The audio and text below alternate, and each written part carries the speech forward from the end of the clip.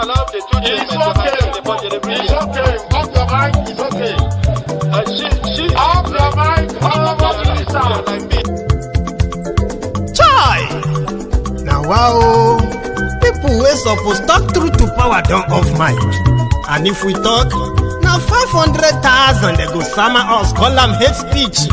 But fear not, Maiyegun don't come. Him go torchlight every corner, nooks and cranny of all these bad people where they spoil our country.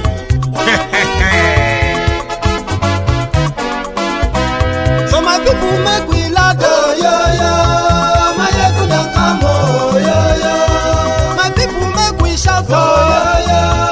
Maiyegun don't come, oh, yo yo.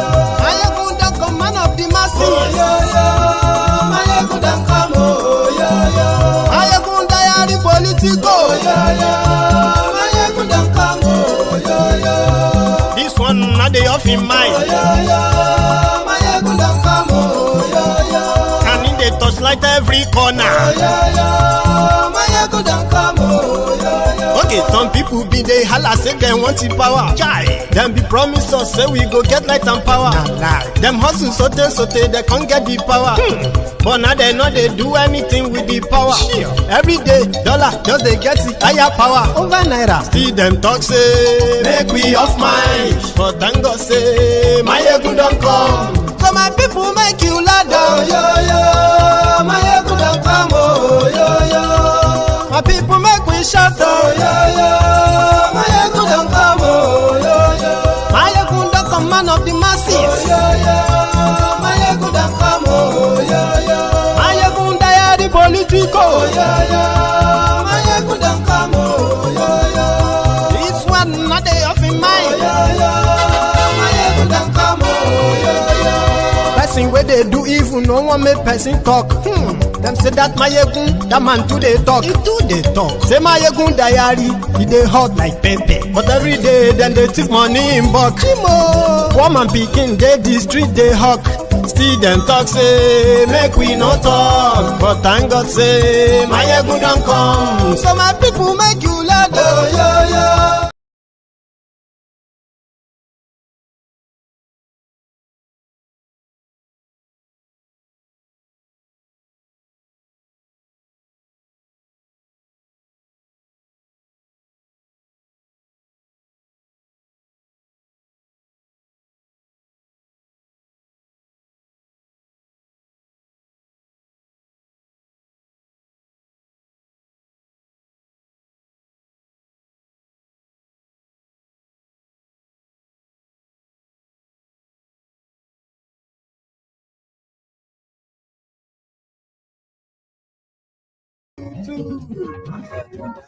Sorry about that.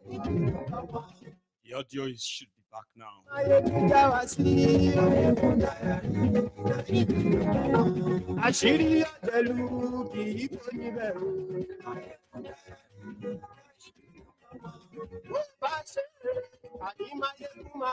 So welcome back, brethren, in the temple of truth, dear Templars. So the update from Kenya, I hope you have heard it. People's power always supersedes the people in power. Only if people decide or chooses to use that power. The criminals who are guiding themselves with guns in bulletproof vehicles, lily-livered cowards who becomes scared cows once they have access to power. The people that give them that power, the same people they usually kind of blend with easily, they felt safe with, will automatically become potential threats to them. So they will need public fund to protect themselves. People's power, it will always supersede and override people in power. Find out where that your power is. Organize, mobilize, sensitize, and go after your fears. Your oppressors are not more than you. They will never be more powerful than you. But the choice is yours. We are going to Kenya, where Ruto has finally eaten the umbu pie.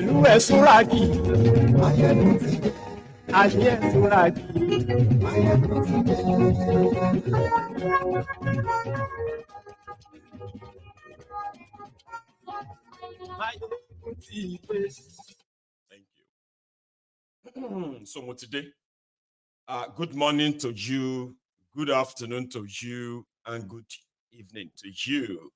Depends on wherever you are joining us tonight. It is Maiyegun live.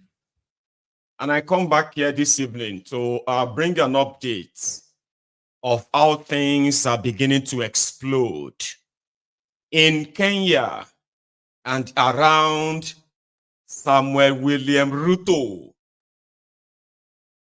The NATO, no, hang on, they said he's IMF, World Bank puppets who wanted to enslave his own people with the IMF, World Bank monetary policy that will push 40% Kenyans into abject poverty. It is like somebody signing up the lives of their own, of his own people. That's what Ruto did. And there are many African countries, Nigeria, Ghana, and a few other countries have also signed up for this. Their people are going through it as we speak. But the only difference is that the Gen Z in Kenya, as politically divided, as tribally, ethnically, religiously divided as Kenya is, when the World Bank and IMF came for their lives and the lives of their children, they forgot about their differences. I spoke about the lessons yesterday.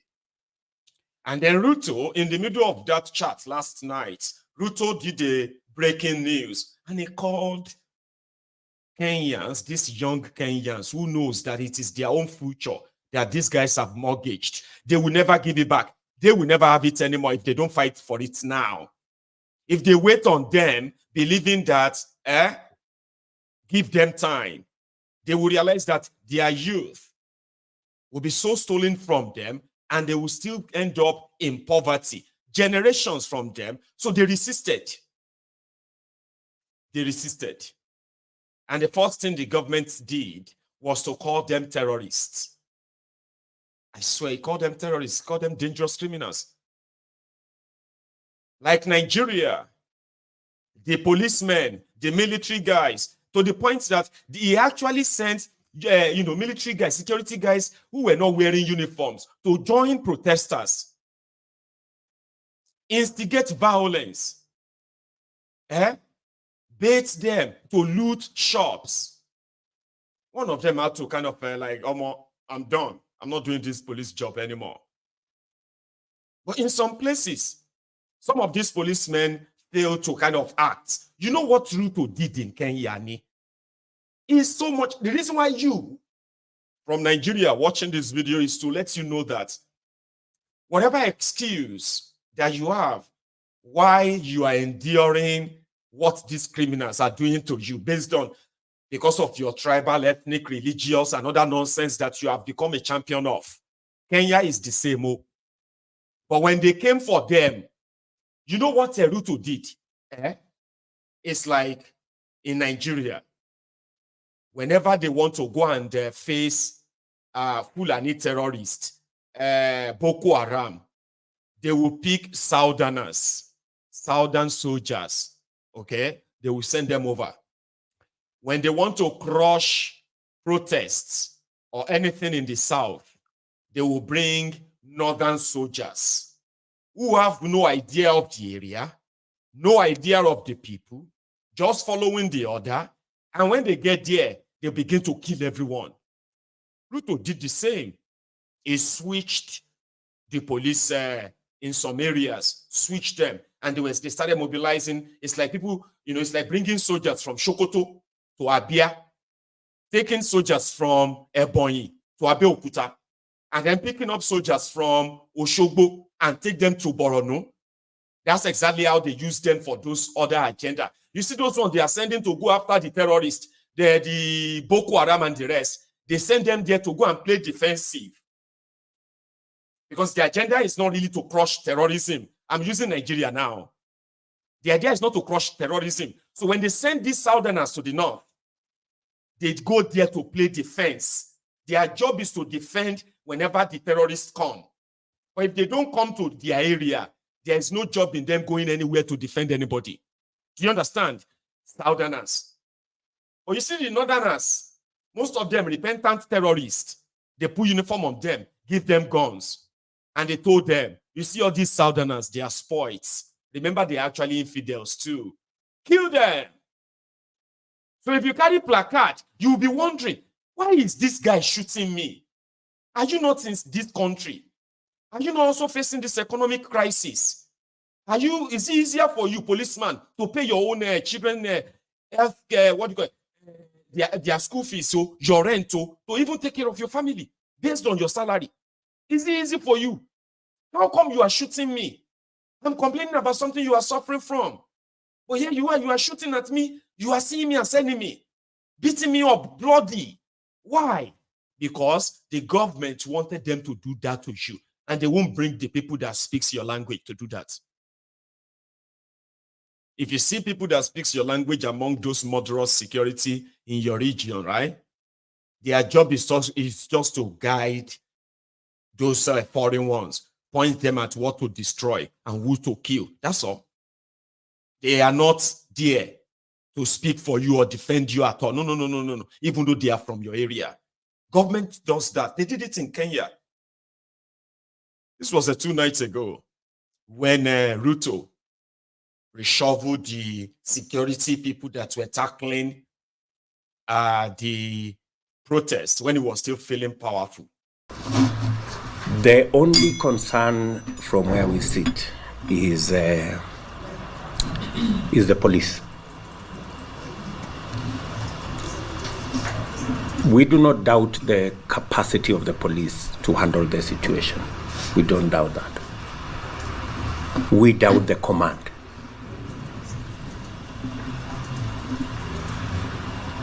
We have a serious problem with the command of the police. We have the most incompetent Inspector General of Police, I think, in the world. The most incompetent in the whole world. And that's a big problem.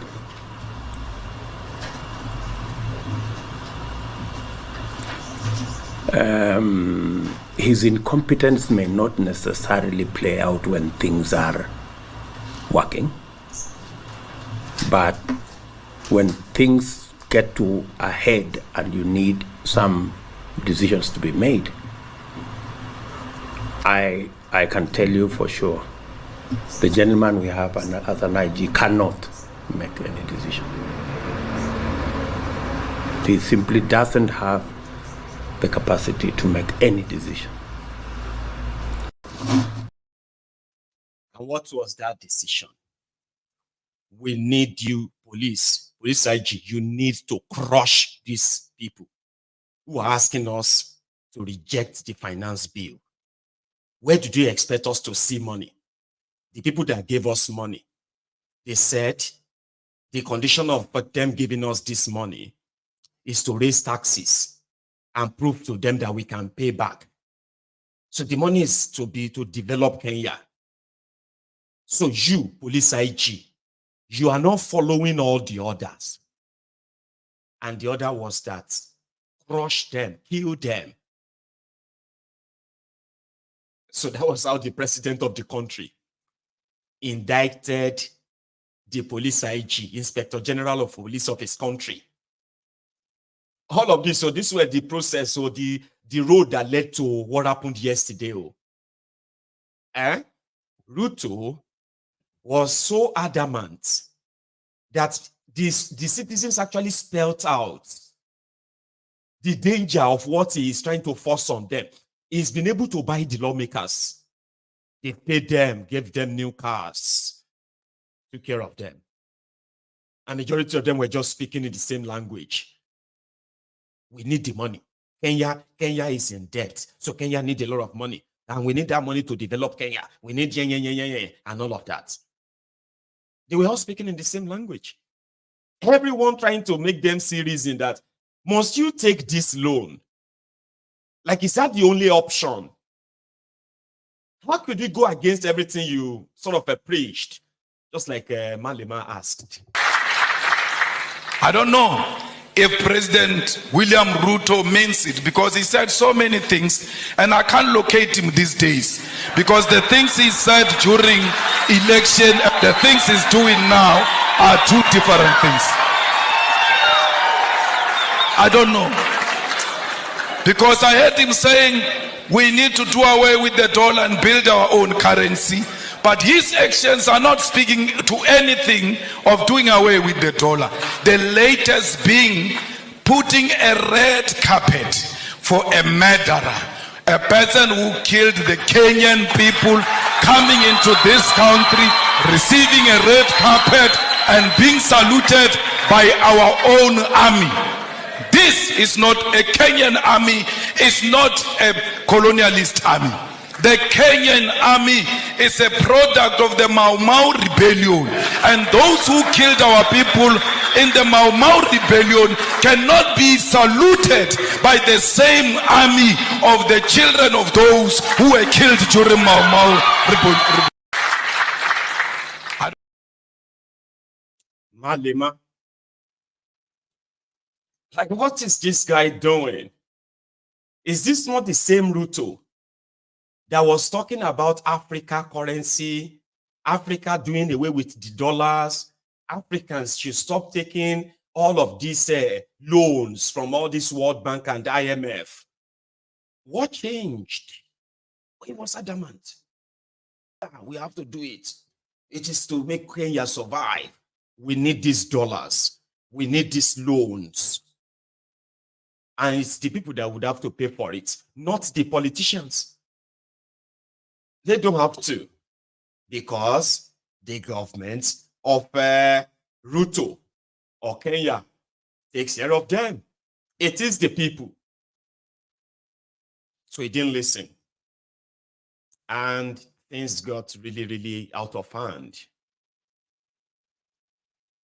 In the last 48 hours, the military finally came to his aid, and it's been reported that over 150 people have been killed across the country. All for what?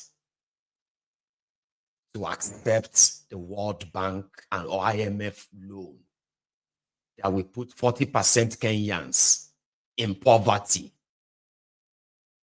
Well, here is one of the citizens of Kenya having a chat with one of those who are the lawmakers about the laws. You see, Kenyans, people say that the Kenyans are more educated in civic sort of studies. They do understand what the law means because they were part of those who make the law. In 2010, the whole country erupted and led to the whole country having to write a new constitution. The one that majority of this generation you are seeing today have been so much accustomed to. Well, anyway, here is an engagement just to see a typical Kenyan and a typical Kenyan politician discussing their law. Listen. Okay, that is what we are saying. You had said earlier on Yes. That you don't want to see members of parliament impeaching a president. Yes. That should be left to the people. The people, yes. Do it themselves. Yes. But aren't you alive to the provisions of Article 1? Yes, I'm alive to it. That allows the public, the people, Yes. power Yes. to elect their representatives. The wording which is used in that given article, Learned Council, if I may, if you look at the sovereignty of the people, it says that all powers, all sovereign powers belongs to the people of Kenya and shall be, underline the wording shall, mandatory, be exercised only in accordance with this constitution. The people may, optional, may, optional. That is it, Your Honor. No, complete it, May exercise their sovereignty power either directly or through their democratically elected. So the wording, the conjunction may, I apply one. Thank you very much. Yes. And I think that is a plain language. Okay. That is what we are saying. You had said earlier on Yes. that you don't want to see members of parliament impeaching a president. Yes. That should be left to the people. The people, yes. Do it themselves. Yes. But aren't you alive to the provisions of Article 1? Yes, I'm alive to it. That allows the public, the people, Yes. power Yes. to elect their representatives. The wording which is used in that given article, Learned Council, if I may, if you look at the sovereignty of the people, it says that all powers, all sovereign powers belongs to the people of Kenya and shall be, underline the wording shall, mandatory, be exercised only in accordance with this constitution. The people may, optional, may, optional. That is it, Your Honor. No, complete it. At least is very straightforward. The word used, that you are elected, yeah, means the people shall, then people gave you that sovereignty. If they want it back, they don't want politicians to do it. They will do it themselves because that sovereignty lies with them, the people. That's some level of understanding and a very, very good line of conversation when you are talking about laws. Ruto did not just become the puppet of America, the West, ganged up against his own people. Ruto commissioned his own people, his own soldiers, on an American mission to Haiti, where they will pay each soldier, I don't know, you will hear that, well, people have actually shared that, where each soldier will be paid 20,000 or 30,000 Kenyan shillings. I don't know how much that is in dollars, but it is funded by America. And guess what? The first batch or the second batch and few hundreds or even probably like 1,000 or so of them have been shipped down to Haiti on behalf of America.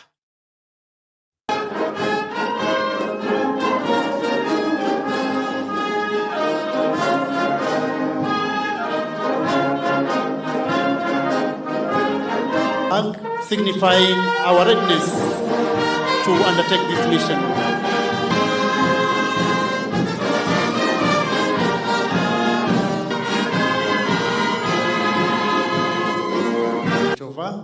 Signifying that continuity will always be there, irrespective of the odds, of the challenges facing us ahead. As you go to Haiti, remember that your families, the people of Kenya, the government of Kenya, and me as your president, we are all behind you. We will support you.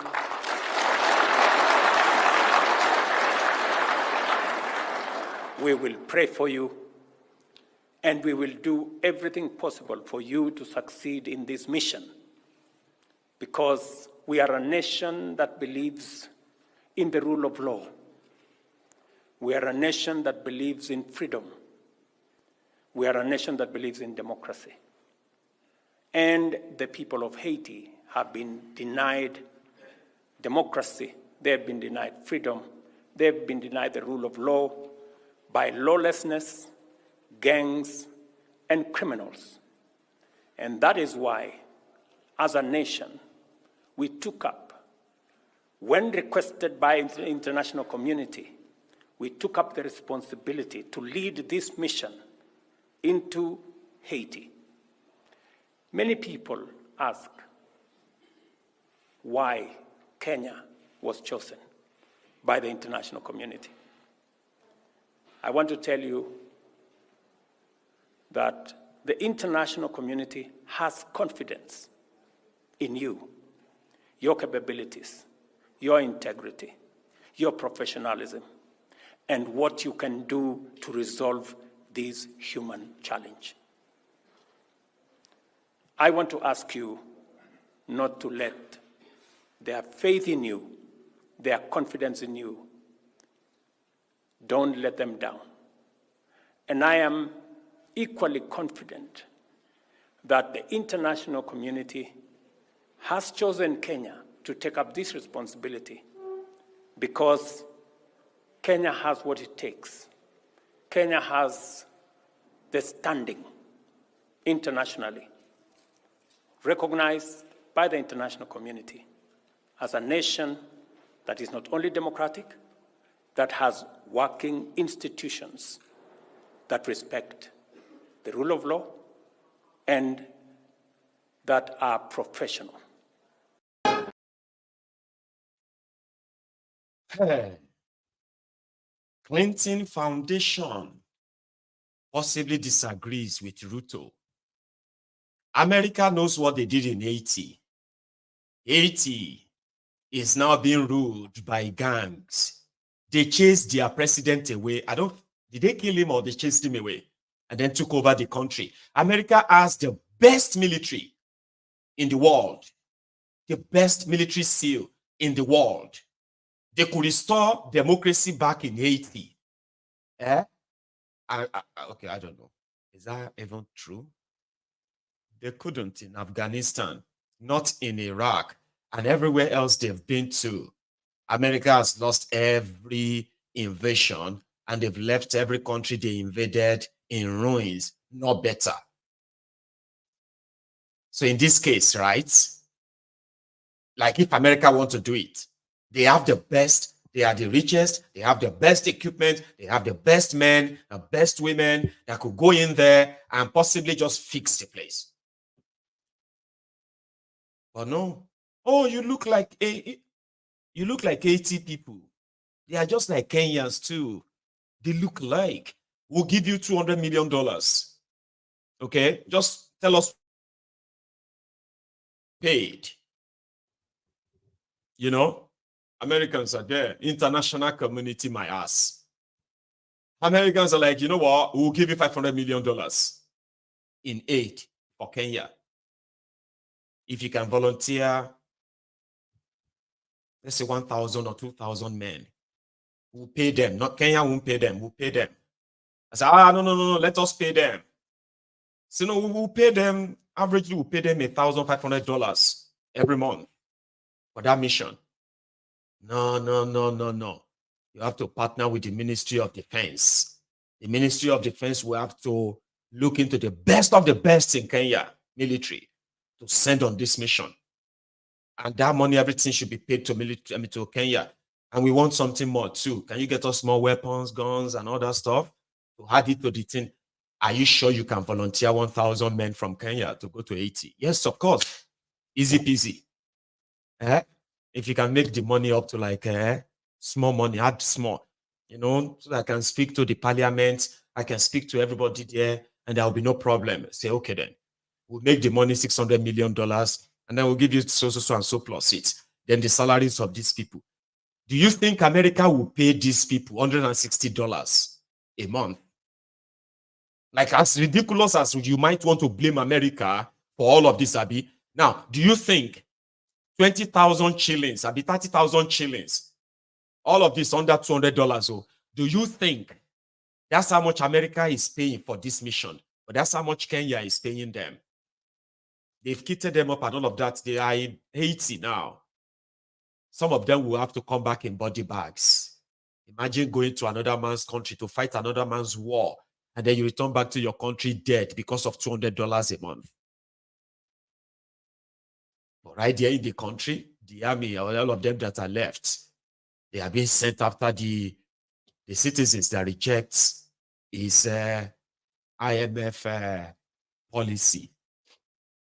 So the vice president of the country, who was on 2 different occasions, right, acknowledged these killings. And the last part of this clip you're about to watch, he had to ask the gathering to give a minute silence to those killed by the police, the CDC or something. Well, it's in Kenya as we speak, but let's start from this one. As a country, as a parent, I feel the deep pain of their loss. No parent should have to bury their child, especially in such circumstances. I cry for our children. I am unable to bear the pain. My children, Kevin and Keith, are of the same Generation Z. I want to put myself in the shoes of parents who have lost their young children and appreciate the pain, the anguish, the torment. Innocent young children whose only crime was to air their views in a democratic country. My heartfelt condolences, that of my wife, Pastor Dorcas, my son, Kevin and Keith, to the grieving families. May the Lord give them fortitude, the grace, the strength to bear the pain. We wish quick recovery to those who are injured and those who are. God is good, and all the time. Maybe before I give my address, I request all of you to be upstanding in a minute silence in honor of our children and security officers who lost their lives in yesterday's protests and pandemonium across the country.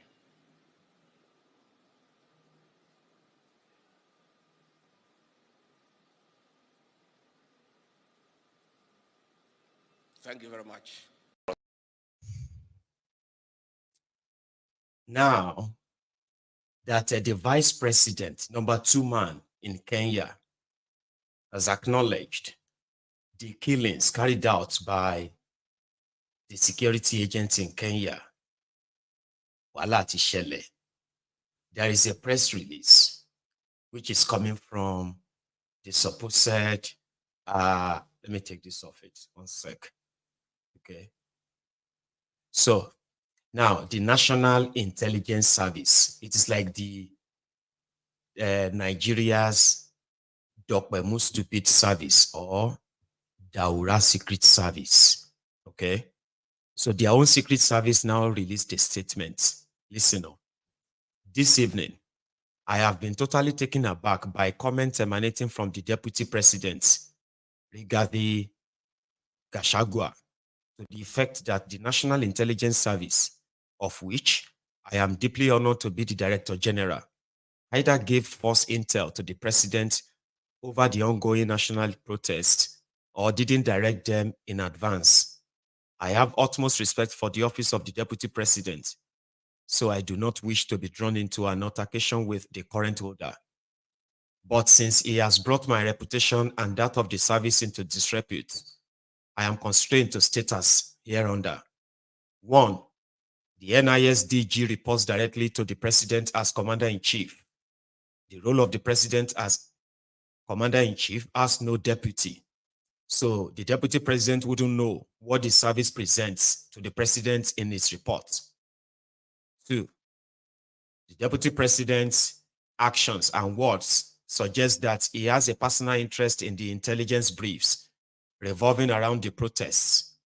Could it be that he is worried that the NIS may have pinned responsibility at his doorstep? 3. I was Deputy Director at NIS when I was appointed DPP, not a junior officer as alleged by the Deputy President. My appointment as the DG was deserved and I was qualified. The Deputy President is still bitter that many of his tribesmen who were serving in the NIS but sabotaging His Excellency President William Ruto were removed from the service. It can only mean that the Deputy President's desire is to sabotage the President in the hope that if the President falls, he can benefit from it. The Deputy President should be aware that this service has files and extensive information about him that are damaging to him, but we have kept it under wraps. We invite him to shed off the Deputy President tag so that this service can show him what a personal fight looks like. Hey, you there? Yeah? Come outside, let us fight. The men and women who serve the NIS have committed to professionalism, integrity, and good ideals. We shall not fall prey to the Deputy President's tribal politics of division. Neither will we tailor our intelligence to fit into the Deputy President's power-hungry designs. Whatever his problems are, the NIS, National Intelligence Service, is not party to them, and he must carry his heavy cross. Hey! It don't explode, it don't red. Don't read. Don't see all of this, yo, as to say now just politics and all of that. It don't read. And that was why Ruto, who possibly shown that he had a sleepless night, finally broke. He folded. Ruto broadcasted to the country and he said, I concede. Because you do not want the Financial Bill 2024, it is hereby rejected. Please, my people, listen to him. Consequently, having reflected on the continuing conversation around the content of the Finance Bill 2024, and listening keenly to the people of Kenya who have said loudly that they want nothing to do with this Finance Bill 2024, I concede, and therefore I will not sign the 2024 Finance Bill, and it shall subsequently be withdrawn, and I have agreed with these members that that becomes our collective position.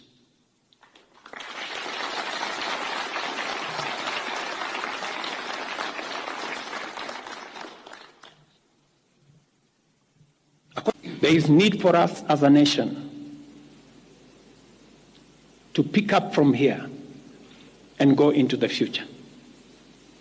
And I am therefore proposing that because we have gotten rid of the Finance Bill 2024, it is necessary for us to have a conversation as a nation going forward. How do we manage the affairs of the country together?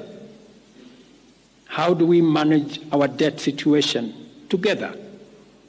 How do we work on the budget with the deficits that now exist together? And as I committed last Sunday, I will be proposing an engagement with the young people of our nation, our sons and daughters, for us to listen to them. As I said on Sunday, listen to their views, listen to their proposals, their ideas, their concerns, and what they think we should do better as we go forward. I am also recommending a multi-sectoral, bipartisan, multi-stakeholder engagement from civil society, religious organizations, professional bodies, for us as a nation to speak to the future of our country, again, together. And this will be on matters that are contained in the bill and matters that the people of Kenya have canvassed in the conversation that has been going on. Hooray! That's the first victory from all of that wahala. It is not for nothing. That is how you protest. That is how, see, normally, right, events will happen so fast. But the moment your government turn gun on you, and what you are demanding for is not met, you do not go back inside. You will force them. You will force their hands. And other things will happen after that. Now that is Ruto, the guy that was on your screen 23 hours ago on this same platform, remember? And he was calling the young people in Kenya, he was calling them terrorists, he called them anarchists. The same thing the criminals in Nigeria calls you. Then suddenly, we need to listen to our children. Not because he reflected anything. It is because tick, tock, tick, tock, tick, tock. The ground is sinking under him. But Kenyans are not actually loosening rope on his neck right now. They are not really freeing him. So that you are withdrawing what we have told you to withdraw for weeks now. So you are withdrawing that after over 150 people have been killed. So who's going to be responsible for those killed? Now they're asking him to resign. You need to go. They want answers. Who is going to be responsible for those killed? What about those kidnapped? Those currently that people they don't know where they are. They were picked up by the secret agent, the secret police, NISC. Who's going to be responsible for that? They are still asking. So it's not over. Remember, not the words of our enemies, but the silence of our friends. As was once said by Martin Luther King Jr., we call upon the international community to conduct independent investigations on the massacre meted on the residents of Githurai area, Nairobi, in the night of 25th June 2024. I dare ask, is Githurai a protected area? Is Githurai an area that members of the public should not stay, should not live? Why was there a massacre where people are living peacefully? We demand answers to those questions, and that's why we are demanding the international community to have independent investigations done. Yesterday, the internet was down. People could not communicate, but from social media, people have been saying that about over 100 people were killed yesterday. And so we cannot allow those lives to go uncounted, that the people who have caused those deaths to be held accountable. Fellow Kenyans, please note that we are on our own in this struggle. So let us unite in our resolve for justice and peace. Our great nation has prevailed over tough times before. We will also do so this time. None of us will ever forget what happened yesterday. Do not relent. We march forward together in the defense of our Constitution. We pray for the repose of the souls of those who died yesterday, as we ask God to grant healing to the sick and injured in hospital across the country. We stand together seeking justice for all who are killed, injured, including those who lost their properties and valuables. We dare ask that there were demos in Nakuru, there were demos in Nairobi, there were demos in Meru, there were demos in Mombasa, and I say quite curious, there were demos in Kericho and Eldoret. We're waiting to hear how many were killed in those counties. Yet we can see the scores of deaths that were recorded in other counties. And we dare ask these hard questions that the head of state and his Security Council should answer us. The people of Kenya deserve better than this.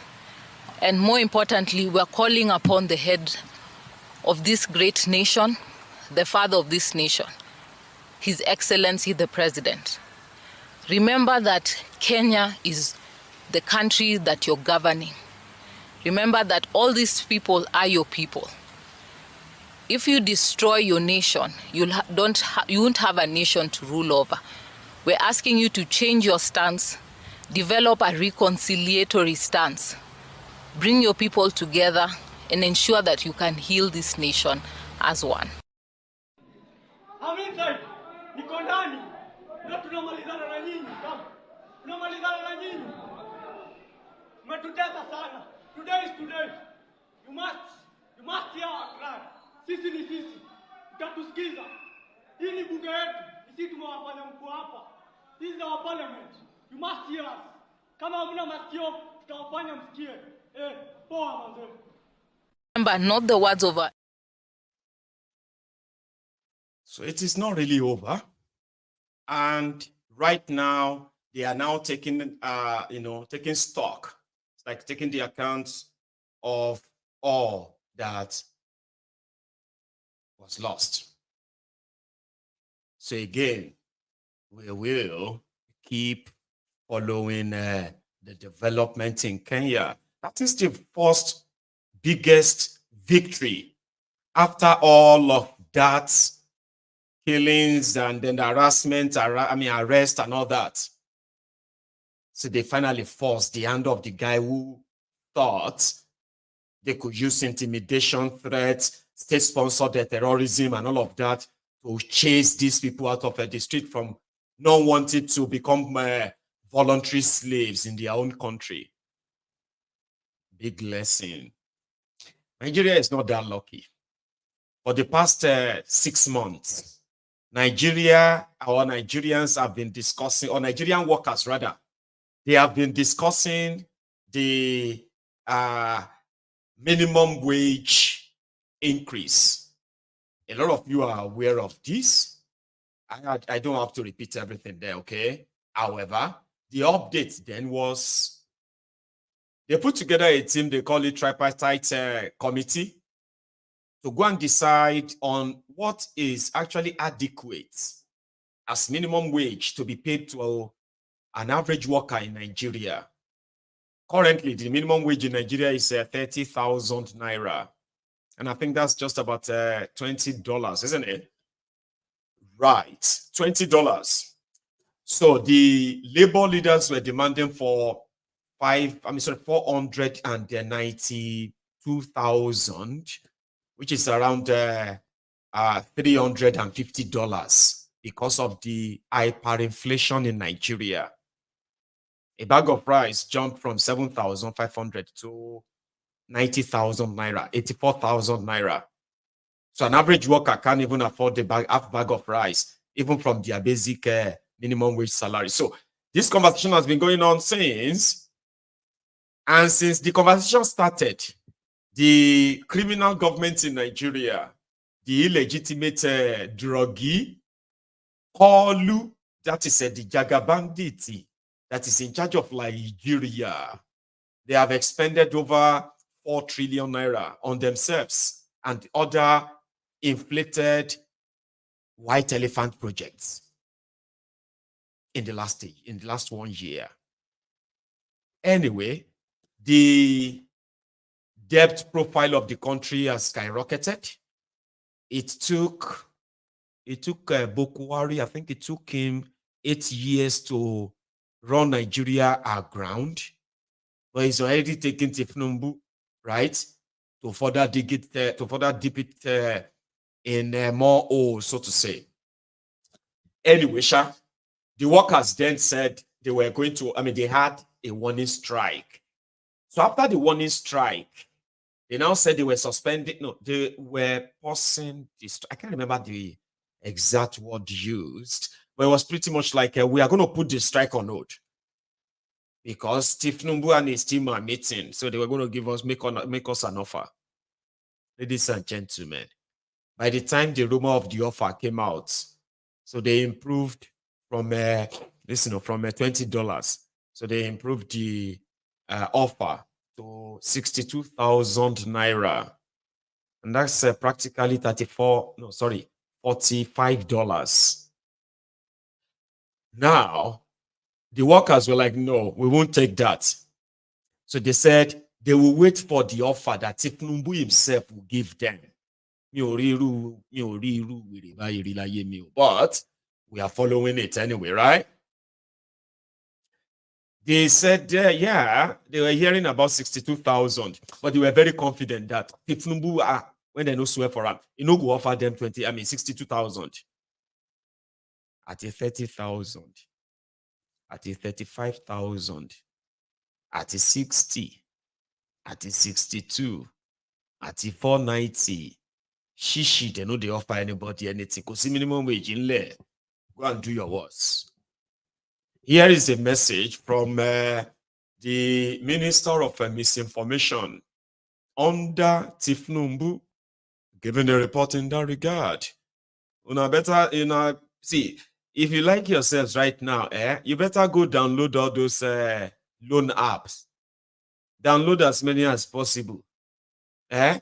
Borrow 20, 30, 40,000 from them. Collect everything together. Go buy food. Put food for house. If they come ask for their money, just tell them that you will do the work for them. The amount of loan you cannot pay back. There's no chance that you pay back. I promise. You see what is coming. Now, so they go explain them to you. Listen to the guy and believe that this is actually after their meeting, federal executive meeting in Nigeria. 39 items on the agenda, and all of them have been taken. I will take the first one by talking about the very much anticipated information about the new minimum wage. I've been asked questions before the beginning of the Federal Executive Council meeting today on what is going to happen, whether the federal government will have a position, a final position on the new national minimum wage. We want to state that, of course, there was a report by the tripartite committee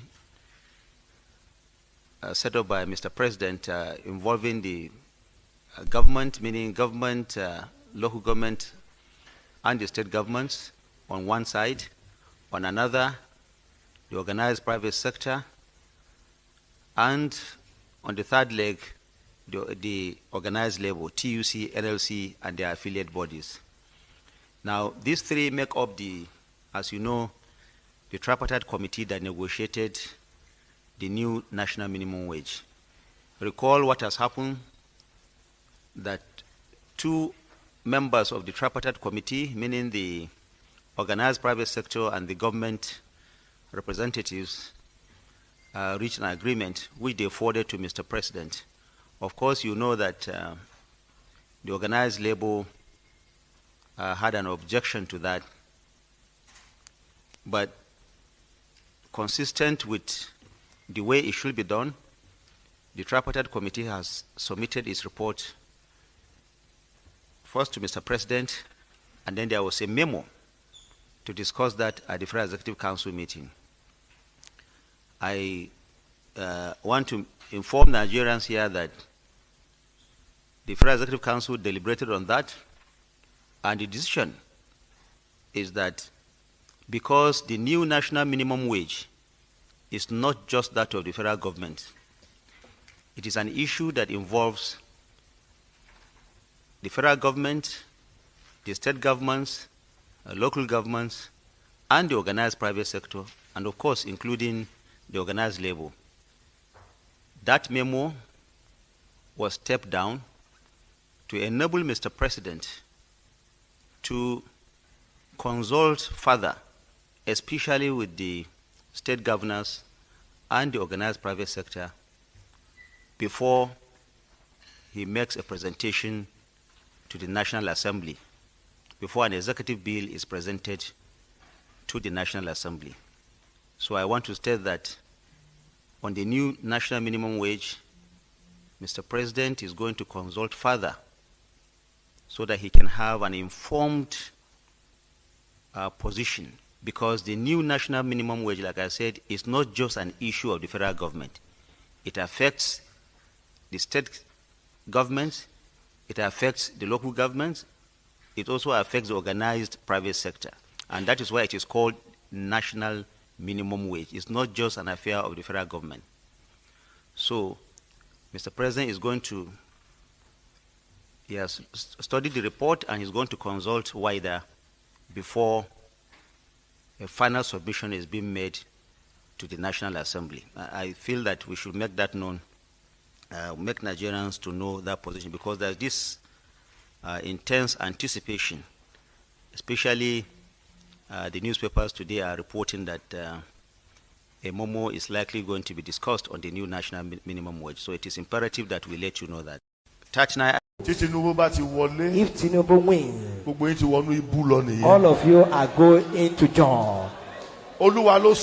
That is God has spoken. Just let it go live. Let it go live has spoken. Just we have said it. Let me say in English so that the world understands. Okay, sir. If Nigerians vote for APC, we sink. In poverty, and the economy will be in shambles. If the government of APC continues, Nigeria will suffer extraordinary.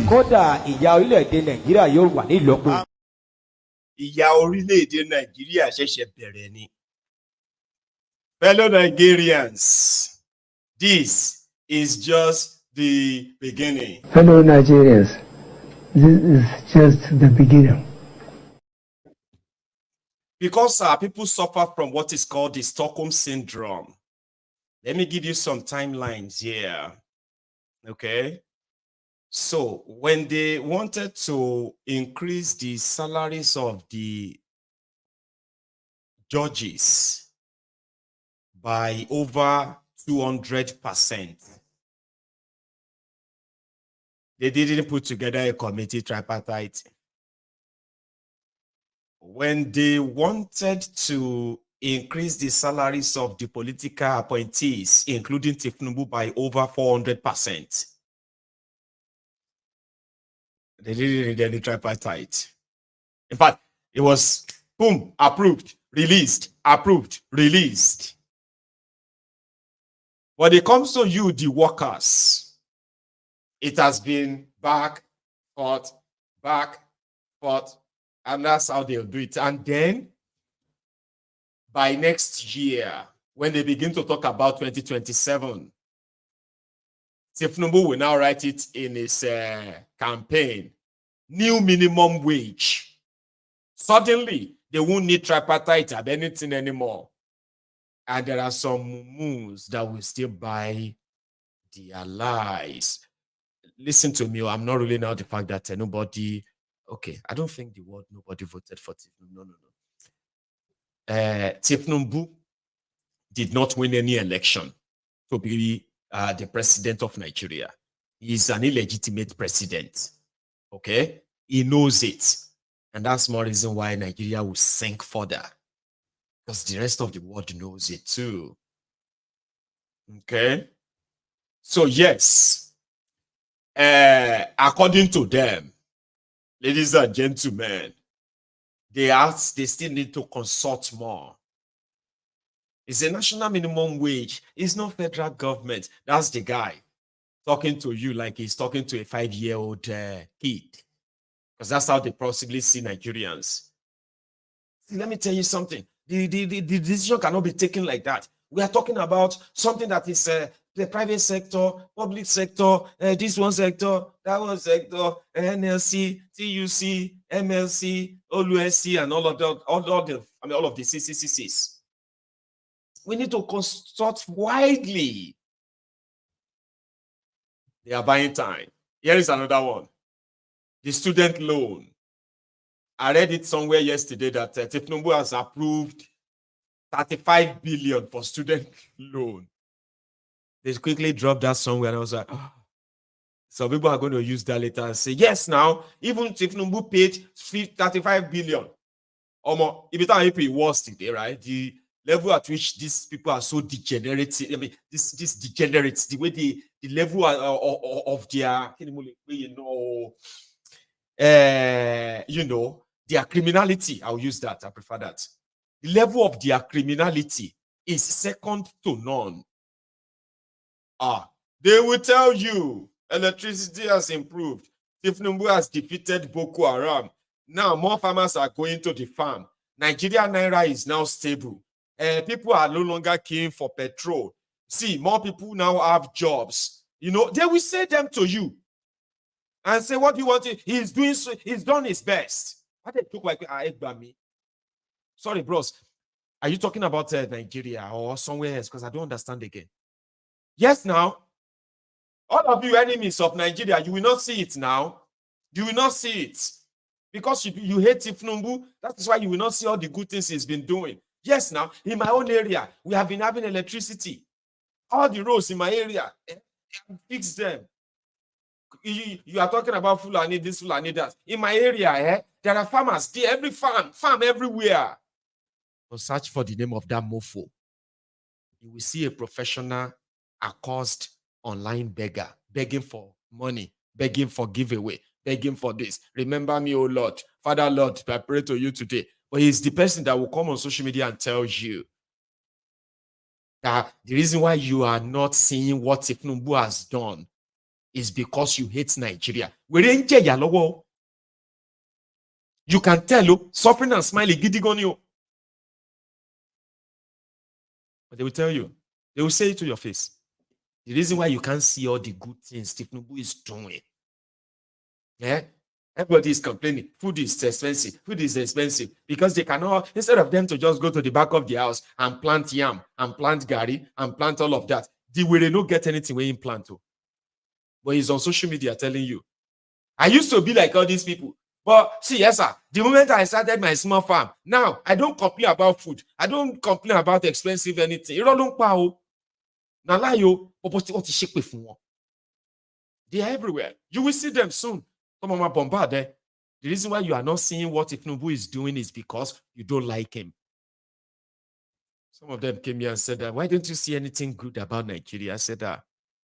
Do you know that it is actually free to open a YouTube and Facebook channels?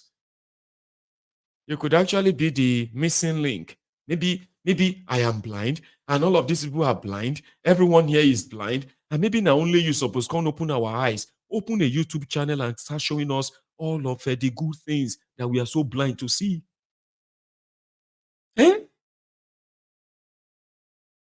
that's what the contraption has become. Salary, they don't go pay. So I saw this, what do you call this? Abia State University Teaching Hospital staff protesting unpaid arrears. And guess what? These ones they are protesting the 24 years of people destroying people in Abia State. But guess who is there now clearing that for them? That Alex Sotti. And it's always going to make the news in case if you have seen it. Some of these people are owed salaries and so many other, their own illegal entitlements from as far back as 2010, 2015, 2020. And if there's any better time to kind of show the world that they happen, it also, it will be this time that almost everybody is talking nice about Alex Sotti. I hope he says this. Go pay them if you can. Oh.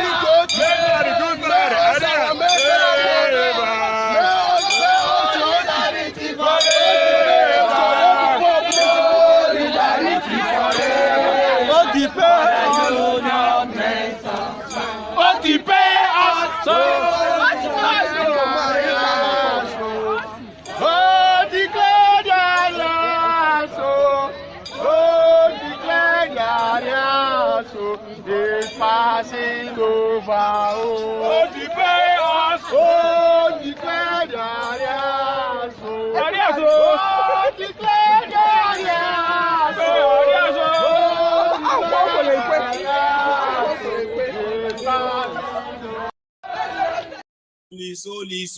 Solidarity forever. You go know say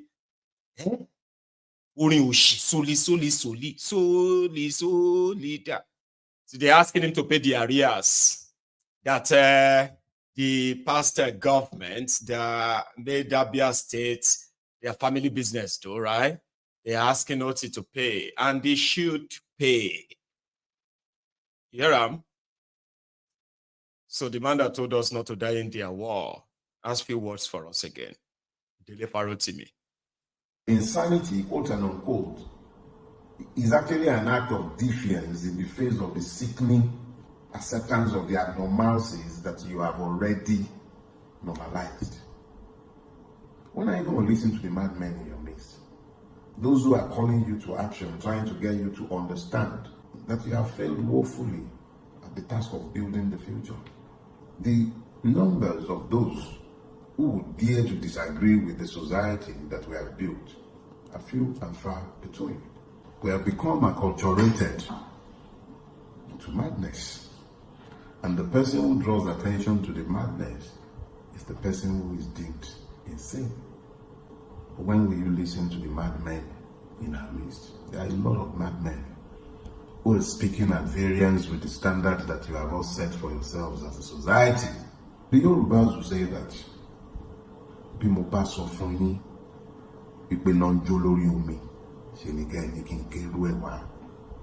if I said to you that there is a fire atop the waters, demand its ashes of me.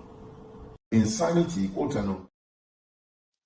Listen to the madmen among you. At least let's agree that all of you, one Nigerianists. For example, let's assume that all of you are sane. You are okay. Those of us who have mentally disconnected from anything called one Nigeria, let's assume that we are insane. We demand. Now, you've been listening to yourselves for so long as thin people. See what a mess you've made your life, or they've made your lives. And then us, where you talk, say, probably we don't know what we are talking about. We're asking you to try something you've never tried before. Something that the criminals in charge of Nigeria have always wanted you to believe that don't try it. We are saying, try it. Let's try it. Who knows? Maybe if you just listen to us for once, just once, just this once. You've listened to these criminals many times. They have dished you the worst part of the deals. They've dished us the worst of the worst. Okay? We have been victims of a failed country from failed governments, right? Just listen to us for once. Let's agree to peacefully break up this contraption. Just for once. You've listened to them repeatedly. Every one of them has told you that give it time. It takes time to build a country. Our people is the problem. Kinekon is the problem. Everyone has been able to point to all the problems for you. I am not just pointing at the problems. I'm giving you the solution. Would you listen to us for once? Just once. What do you have to lose?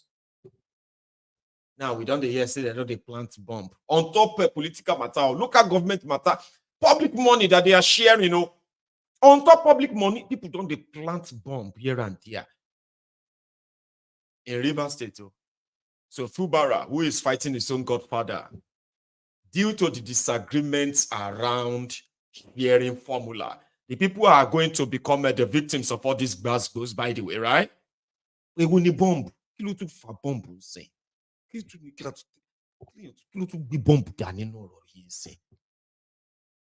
That is why, if you can break the entire contraption, you will loosen the connection that is charging them from north to the east, to the west, to the south, to everywhere across the country.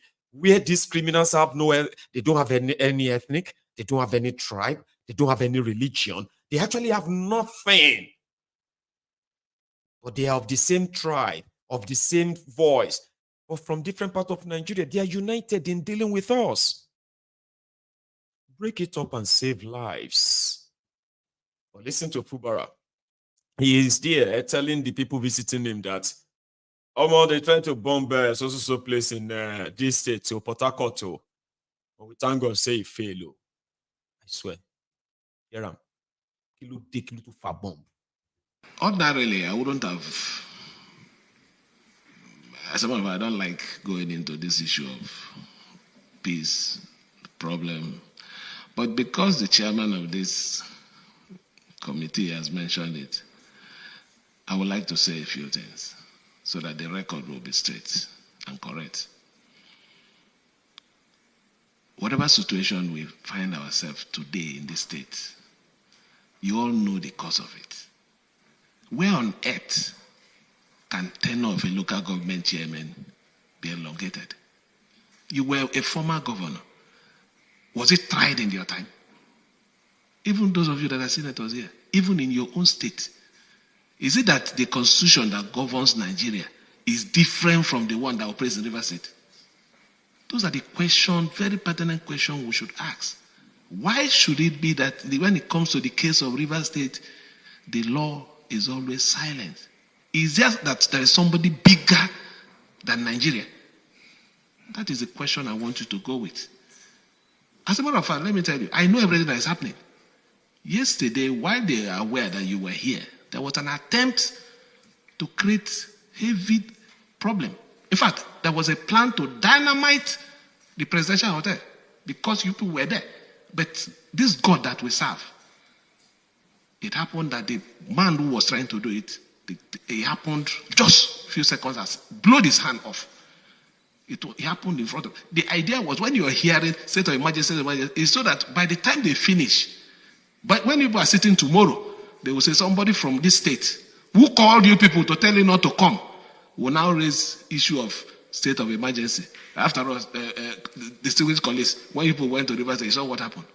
But you see, when you are with God, even your own child, when you are planning evil, will go and tell somebody, look, God, look, that man, because that man is clean, this is what my father is planning. That is what is keeping us in this state. I tell you, we know everything that is happening. And you know it. You know it. Everybody knows it. We should be bold enough to look at the face of people and tell them the truth. I'm not fighting anybody. If I'm fighting, people will know that I'm fighting. My pattern will change. What we're doing is to defend ourselves. So far, it's defending ourselves. We can't just fold our hands. It's only a tree that will be standing and somebody will come out to chop him off. No, it doesn't happen as a human being. Once you know that danger is coming, you shift. So what we're doing is just to protect ourselves. So please, distinguished senator, I'm not fighting anybody. Somebody thinks or some people feel they own life. I don't own life. The person who owns life is God. What we're doing here is to serve the people of River State because God has given us this opportunity. It doesn't matter the channel the opportunity came from. But the most important thing is God. And nobody takes the place of God in anything.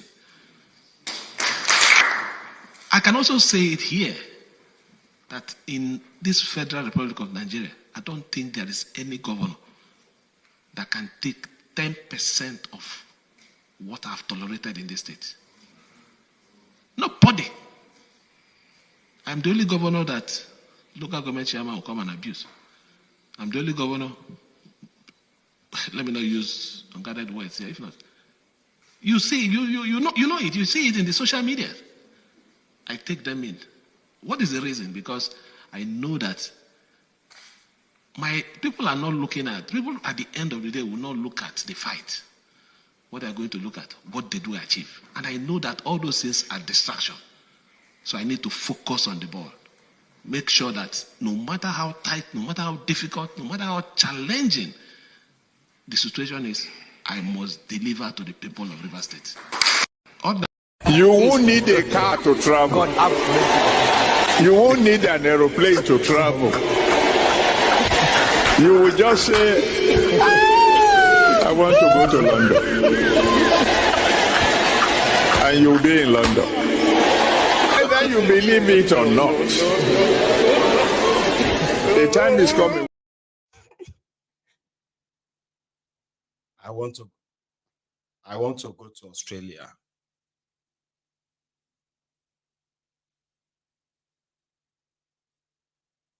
Okay. I am still here, unfortunately. So Fubara is playing the good guy. Indeed. I am the good guy. None of you here can tolerate what I have tolerated. It is only a tree that will stand and somebody will come and they will chop it off. Really? When a wicked made him governor, and a lot of them who are actually fighting themselves, don't ever forget that. But it won't bomb. Do you know they want to bomb the presidential hotel in Port Harcourt? If I was one of the guys, the senators, I could just be like, hey, I need to get out of this place. Heavenly Father, come and get me out of this place in Jesus' name. You don't see the atheists where they shout, Jesus. You go see, if I be one of them, I could just be like, hey, in the name of Jesus, in the name of Jesus. You see, the moment we leave Port Harcourt like this, I go say, hey, me, in my life, me, don't ever bring me to Port Harcourt. Rivers. Kill off a bomb, kill a Jew. But that's what he just said casually like that. There is no investigation. There is no evidence of anything of such. It happened, and that's it. There is no investigation to make sure that somebody planned to bomb it. That's not right. So because he blew up his hand now, maybe we just say, praise God. Hallelujah. Well, this is now, listen, I'm reconsidering partnering with other men of God. Okay? So that we can tell them about the temple. And I think I have found one of them. So if you look for man of God, now my favorite one be this now. This Ogbeni.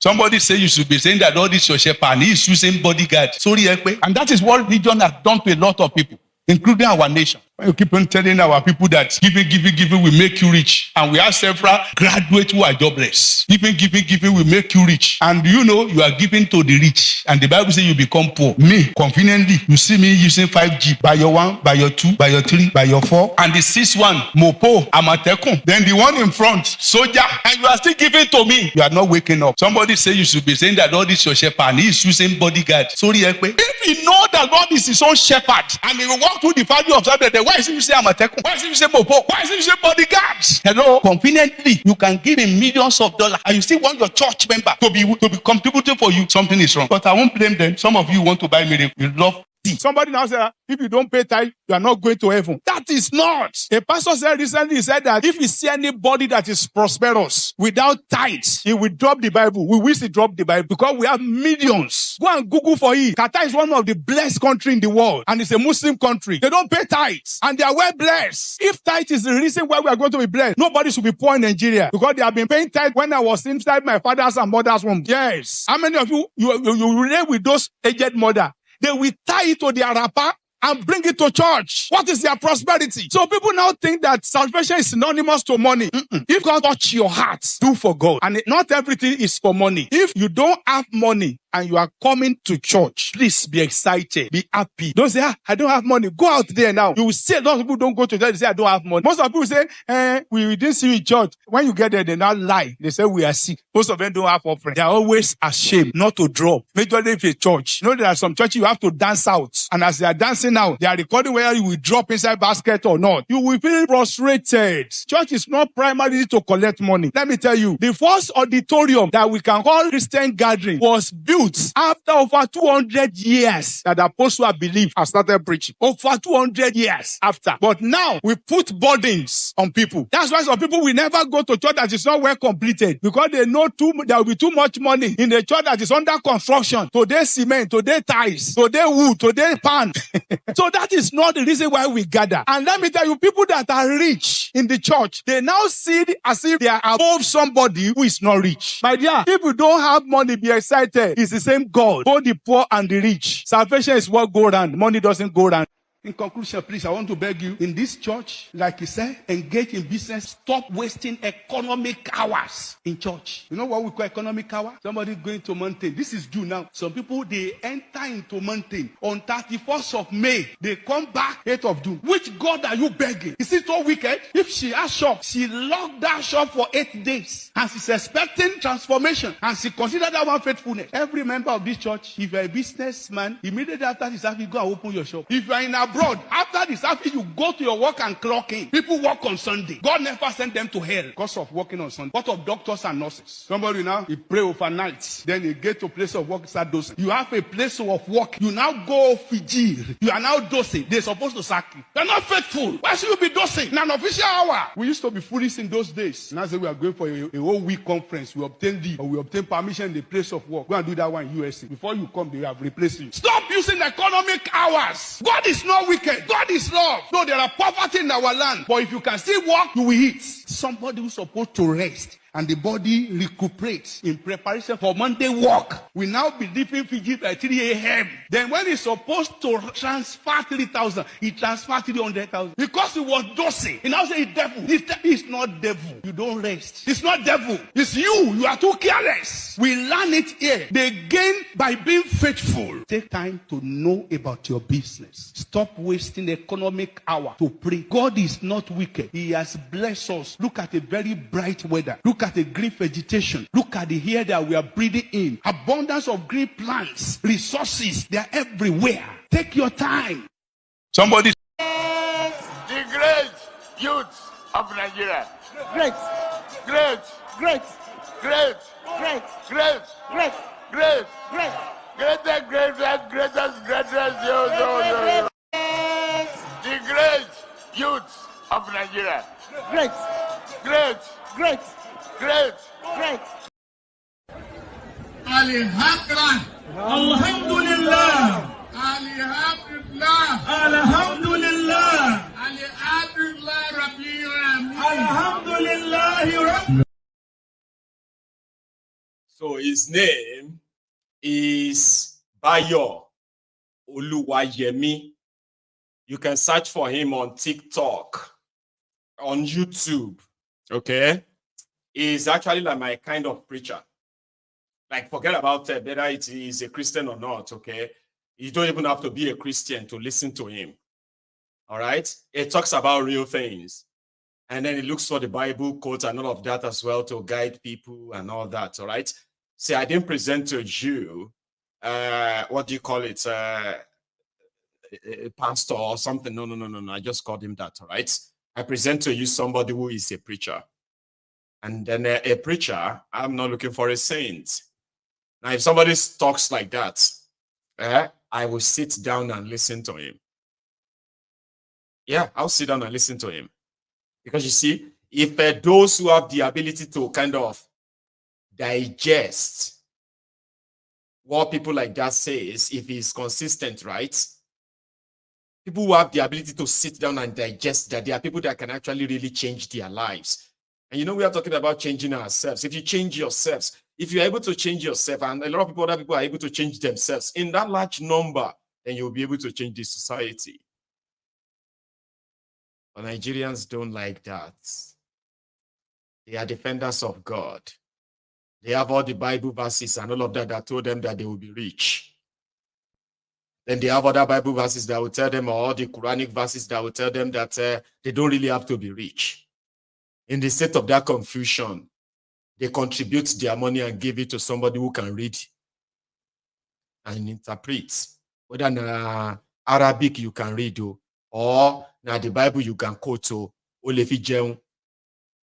So from those who can't, because you can tell them, salvation Open your Bible to Kirikiri, chapter 3, verse 30. Salvation is mine. Prosperity is mine.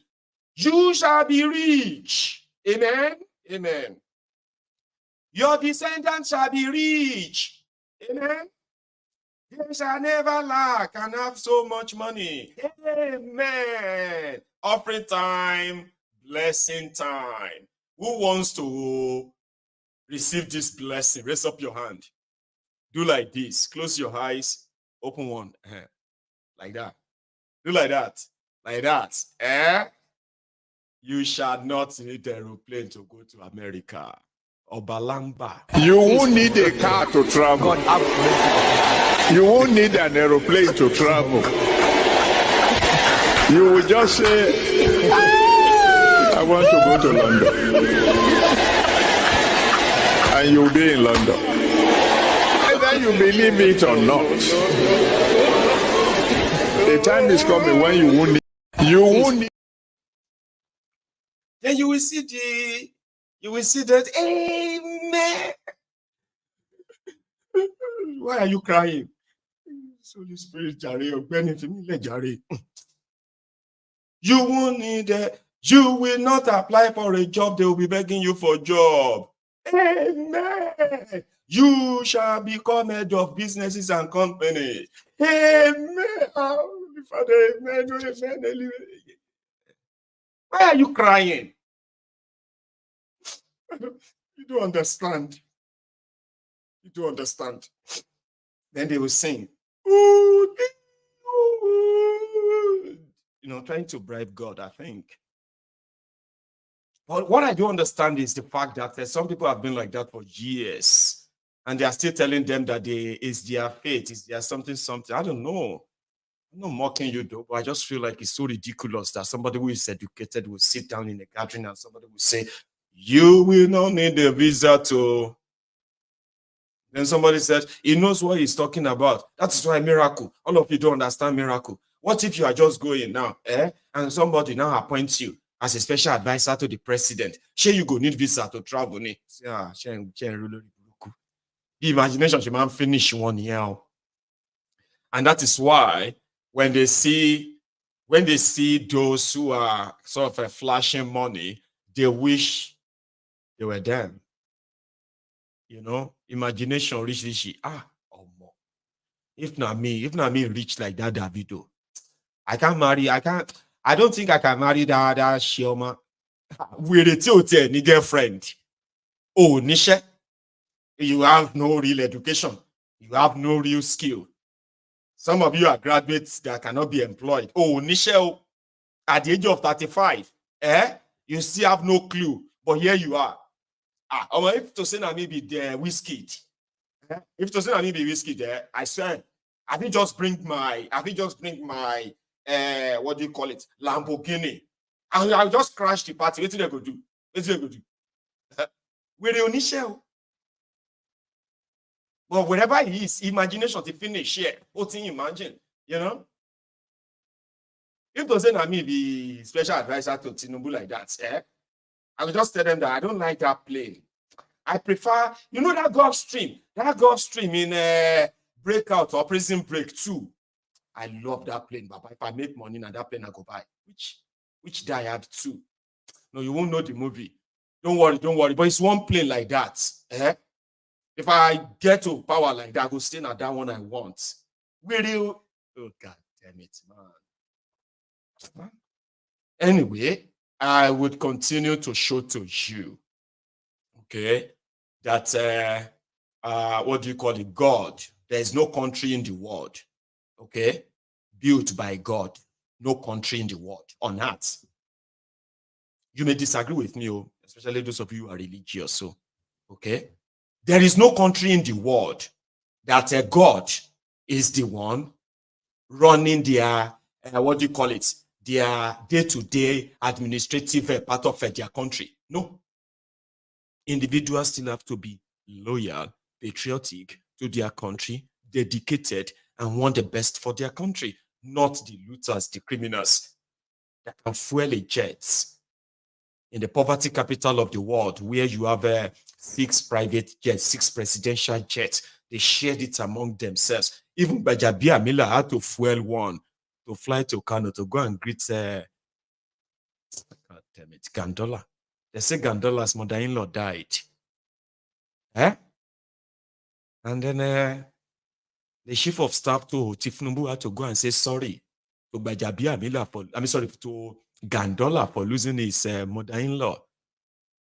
And then one of the toys in the sky, funded by you, Akuri bastard, bat idiots. Oh no, that's how they can. Imagine that life now. Me, I did here now, right? And imagine if I finish my program and I'm like, I'm Professor de Berlin. See that kind of life. I hear soft life. But now use the talk, say, may you go and deal. Ewo baja biya mole.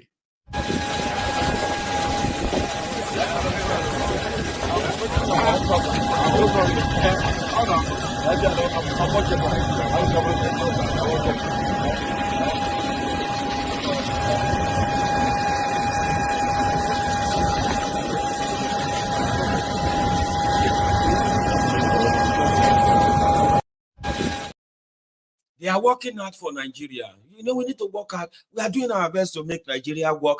But some people just don't want this country to work. They sit there, they criticize the government, they shake. Instead of them to be praying for us. I want them to pray for you. Adura Nyagba. May your prayer continue to be answered. And then they will continue, okay, to keep the chains around your necks and hold the leeches. They are confident. The easiest and the best job in the world is that of the job of being a politician in that contraption. Oh, easy, budget. No responsibility, no nothing. Just do anyhow. If anybody wants to try to say anything, your tribe people will come and say, leave him alone. Why do you hate us? Why do you hate us? You hate us. That's why is it because he's a Yoruba man? Come here. Leave him alone. Is it the only person that will first make your life hell? Leave him alone. He's a Yoruba man. You hate Yoruba people. Why do you hate us? Oh no, everybody they suffer right now. Oh, watching say Yoruba man. Leave him alone. Is it because he's a Fulani? Leave him alone. You hate the Fulani. It's because you hate us. That is why you are going after, like that. Sadura Nyama Agbao. I just hope that one of these days, Sadura Nyama Agbao. So that if you believe that, if you are praying for these rogues and your prayer is being answered because they are having the best job, no responsibility. Bokwari ran Nigeria aground. He's elder statesman in Nigeria now. Now some people are now telling thiefnubu that he should consult with Bokwari to seek some ideas. Repeating it tabai. Bonne. Lucky. I'll take a break. Now, when I get back, let's take calls. That should be your turn, your shot. Yeah? But if you really have to go, right, make sure you like the broadcast before you go. Shegbo. And when I get back, I'll take calls. Thank you.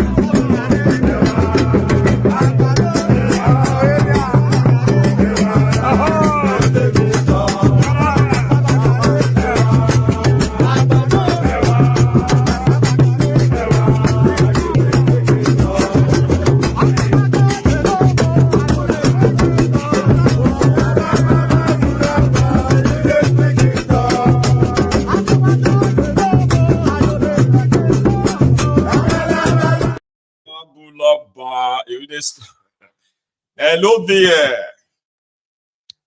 Yes, sir, Baba. How you doing now? I am very well. Oh. Is that Air Force One, right? Yes, sir. Alhamdulillah.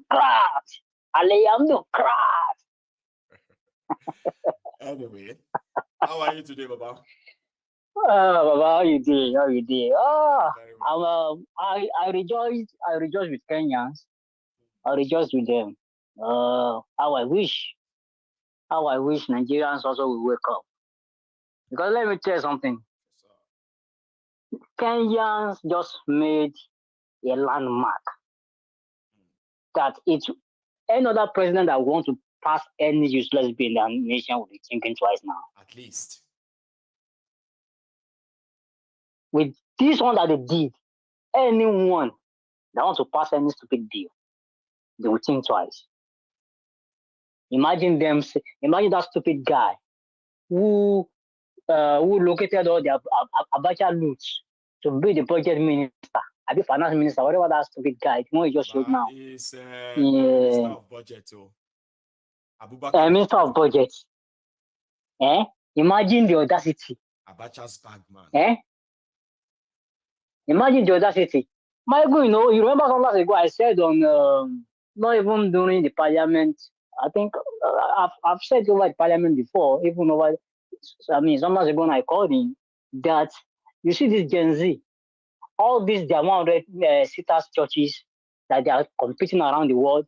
Winners is also building another church right now. They are whatever they are building. They will be the ones to burn all those churches.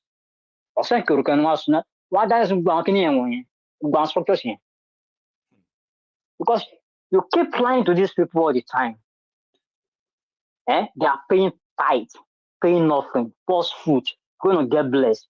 You don't let them go to work, feed you from one mountain to another mountain, praying. Isn't that same Bible said pray without work is dead? You are not telling us that we can just sit down in my bedroom now and say, okay, God, I want to be in London. And I'll just be in London. It didn't work. But I guess they would just say because I didn't have faith or something. Or I should wait for that day. Because he said one day. He didn't say right away. He said one day. One day? How? Maiyegun, you said it. You said further now. You said maybe a diplomat called you, a minister said, oh boy, let's go to London. You still going to need a visa. Okay, so let's say one politician just called me now and said, okay, I'm in Nigeria. Okay, do you mind going to London with me tomorrow? I'm still going to need a visa. Still going to need a visa. Absolutely. Yeah. Even if you're a diplomat, you need a diplomatic passport. Maybe the worst case scenario would be that when you get to the airport, while other people are queuing, you won't queue like other people because of your status or whatever. So what is all this? These Gen Z people, they will be the one that will burn down all those stupid structures called churches. So let them to build industries, to build, after they build schools, they are the most expensive schools in the nation. All they are building that is supposed to be like warehouses for jobs and, great jobs for people, for youth. I think the days for Nigeria is just, it's number. The days are number. I think it will happen very soon too. I think so. Because I think so. I think it will happen. Thank you so much. Because imagine what if I president. Thank you. Have a good All right, no Allah. Bless you. Air Force One there, right? Here is another caller. Hello. Okay. I think we hang on. No. Are you there? Yeah, I'm right here. Oh, Grant. I actually thought I lost you there. Good evening, sir. How are you? Yeah, how are you today? I'm very well, Baba. Yeah, Mr. Maiyegun, you are a soothsayer, you're a genius. You tell me more about it. I say you are. No, It's who? The guy speaking is overlapping me. Overlapping me. How come you sounded so much? Like Adeizado. These guys were lapping me. I don't understand. You are confusing me. What's your name? Tobesu. Tobesin. Tobesu from Nottingham. Oh, it is Benson, right? Yeah, Tobesu from Nottingham. Okay, don't worry. I'll just say brother from Nottingham. Sorry, you sounded so much like Adeza that I'm like, no lost there. Sorry about that. Yes, Maiyegun. Yeah, Maiyegun. Yes, sir. Yeah, what I got to say is that you are genial. When I say you are genial, you are a soothsayer. Really? Yeah, I'm right here. To make that easier for all of us. Now I bring all the pieces here. So which means all of us actually knows what I know. Once I bring her here, it's easier to deceive her, right?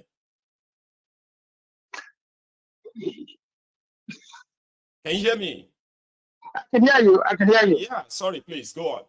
Yeah, remember some time ago, right? You predicted about the Dangote Refinery that you said that refinery will not come on stream till 2025. That they are way long way to go, right? To come for that refinery to come to operation. It looks like, and I actually didn't predict that it was going to be burnt. They were going to burn it too, but yeah. And it looks like right. You got the magic wand, right? You know Nigeria more than everybody. Because I'm not making things up. When I hear things here, when I see things here, I put them together. I'm like, okay, well, this. All those fire why they boss so now fake. They don't really statement to. They talk say na minor fire. That minor fire now 2028 be that. Forget about it. I'm telling you, man, it's just an excuse, right? What I don't understand, right? What everybody is talking about is that how can we have an NNPC? How can we have an NNPC, right? As our cash cow, and when Tinubu came out to power, right? The first thing it's supposed to do, right? We are expecting to audit that NNPC. Bless you. And what we can understand here, we who are the elites, right? A national company, a national what they call it, endowment, right? What belongs to us, right? They made it a limited company instead of an LPC. Public limited liability. If you have to like make it any business, but this is a national asset, national oil. It's a national asset.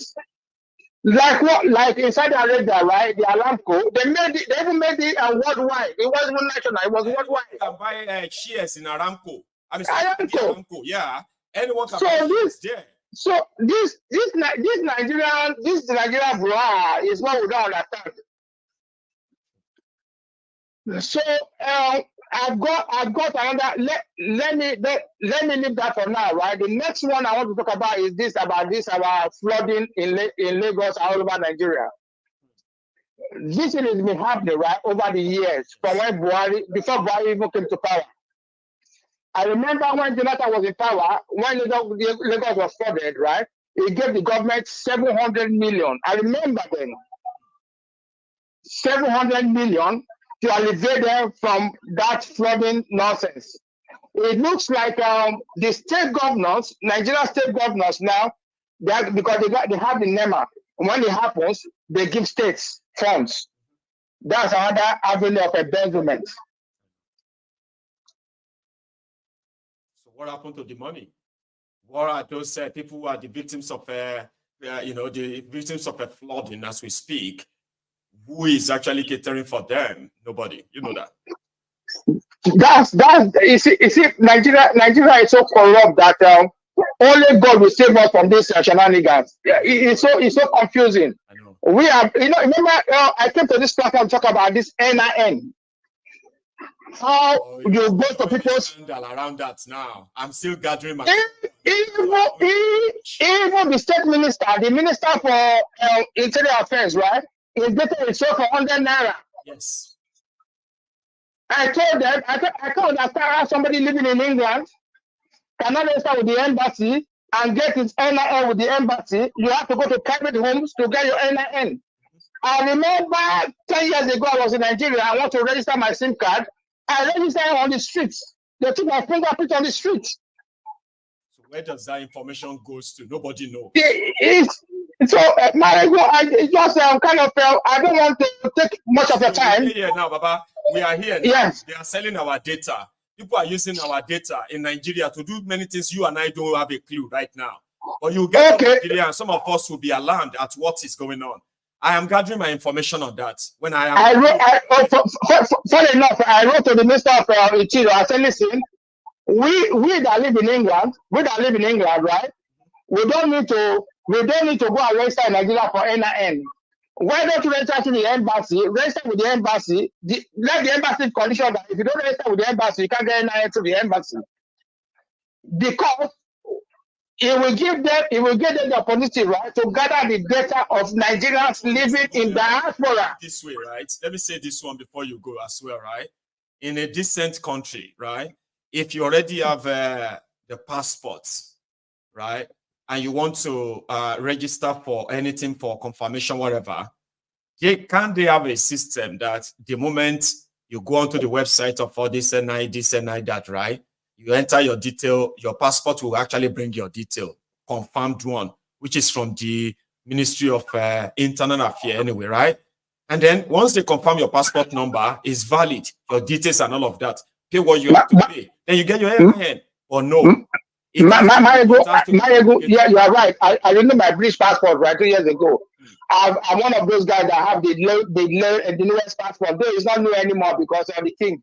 Class is the king now, right?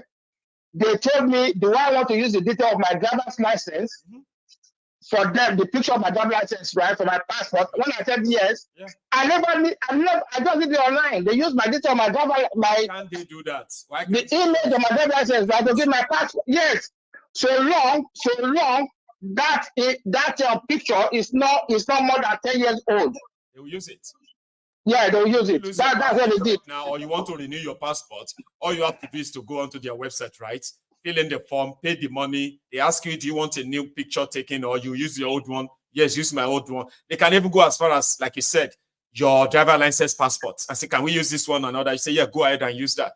But in the next week, your passport will be dropped at the letterbox. Why can't they do that? Because that's what I don't understand. There must always be room for that corruption.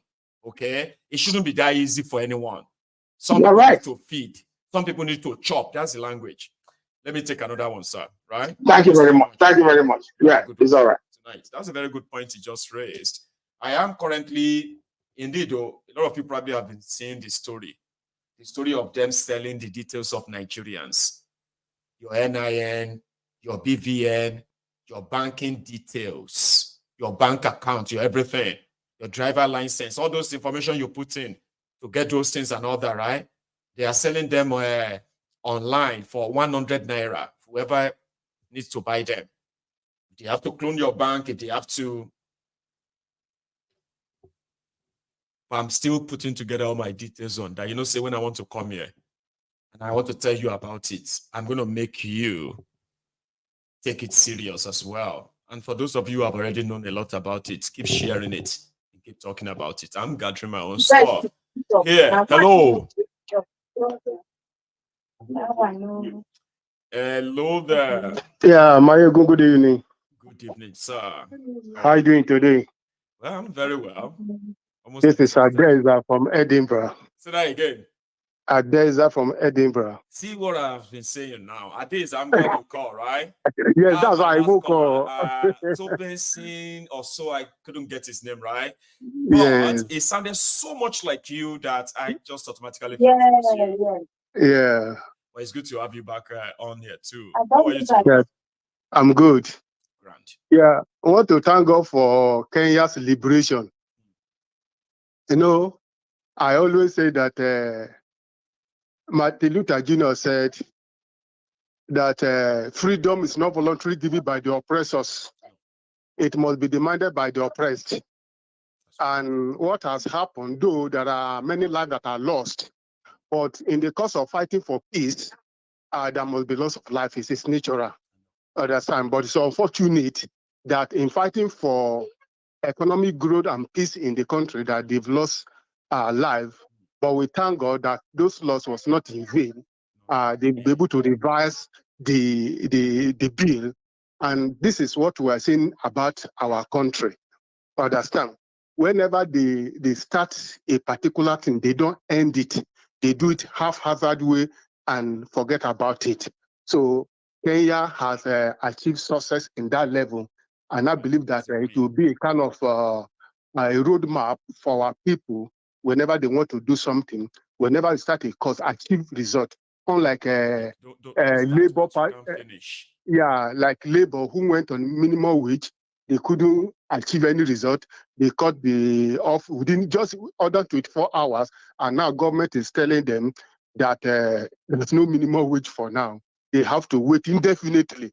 But when they wanted to change the national item to the old one, it didn't take them more than 48 hours to do it. They do it. But now to do what concerns the public now, it will have to take ages before they could do it. So I believe that whenever they take any course next time, they will be able to do what is right. Secondly, what is happening in River State show the kind of lawlessness in the country. When there is no law, there is no offense. Because for Wike to continue to say that he don't want to be a godfather to anybody, but the people who are fighting for him keep on mentioning his name. It's an indictment. If in a country that the rule of law is strong, Wike should be removed as a minister of FCT for causing destruction and disaster in River State. I like what that is half member said about him. So I think they should be able to stand up and do what is right. Like Fubara was saying that it is only a stick or a wood that you can just hit and go, you know, revenge. Yes, they've abused me a lot. Understand? The chairmen have abused me a lot. So he has to use the power of the state. No regard for him. They can't really work together. It's either he goes or they go. That's the deal. But unfortunately, it's like no side wants to go down without a fight. Yeah. So I just want to thank you for your enlightenment on a daily basis. And sometimes I wonder how you get all this information, and they are very timely. So kudos to you, and keep it up. We will support you at all we can to encourage you to continue in this mission. One day we will get that freedom we're actually looking for. Amen to that. Aliza from Edinburgh, ladies and gentlemen. So let me free the line. So let me free the line for those who are calling on the WhatsApp, because you see, one thing about the what do you call it, calling directly, is that it sort of fence out all of you who are calling through the WhatsApp. You're just going to be seeing missed, even when you have no chance of getting through, right? I've come one. Hello. Hi, Mr. Maiyegun. This is Older from Leeds. Older. It's Older. I know. I heard that. How are you doing today, Baba? I'm doing well, though. And I hope you are doing well too. Well, I'm surviving. I'm still here, you know. Thanks for asking, though. I can see that. I can see that. They used to say something in Yoruba that I'm on Bini Oyo. You want to talk, say he's not doing well. You are doing well, Jerry. And then thank you for the effort in enlightening us about everything. I'm so joyful for Kenya that they've managed to achieve what they wanted. So that's a good thing, and I hope that will serve as a starting point, something that Nigerian youth will reflect on and decide something. And then if they want to do something, they should do it rightly.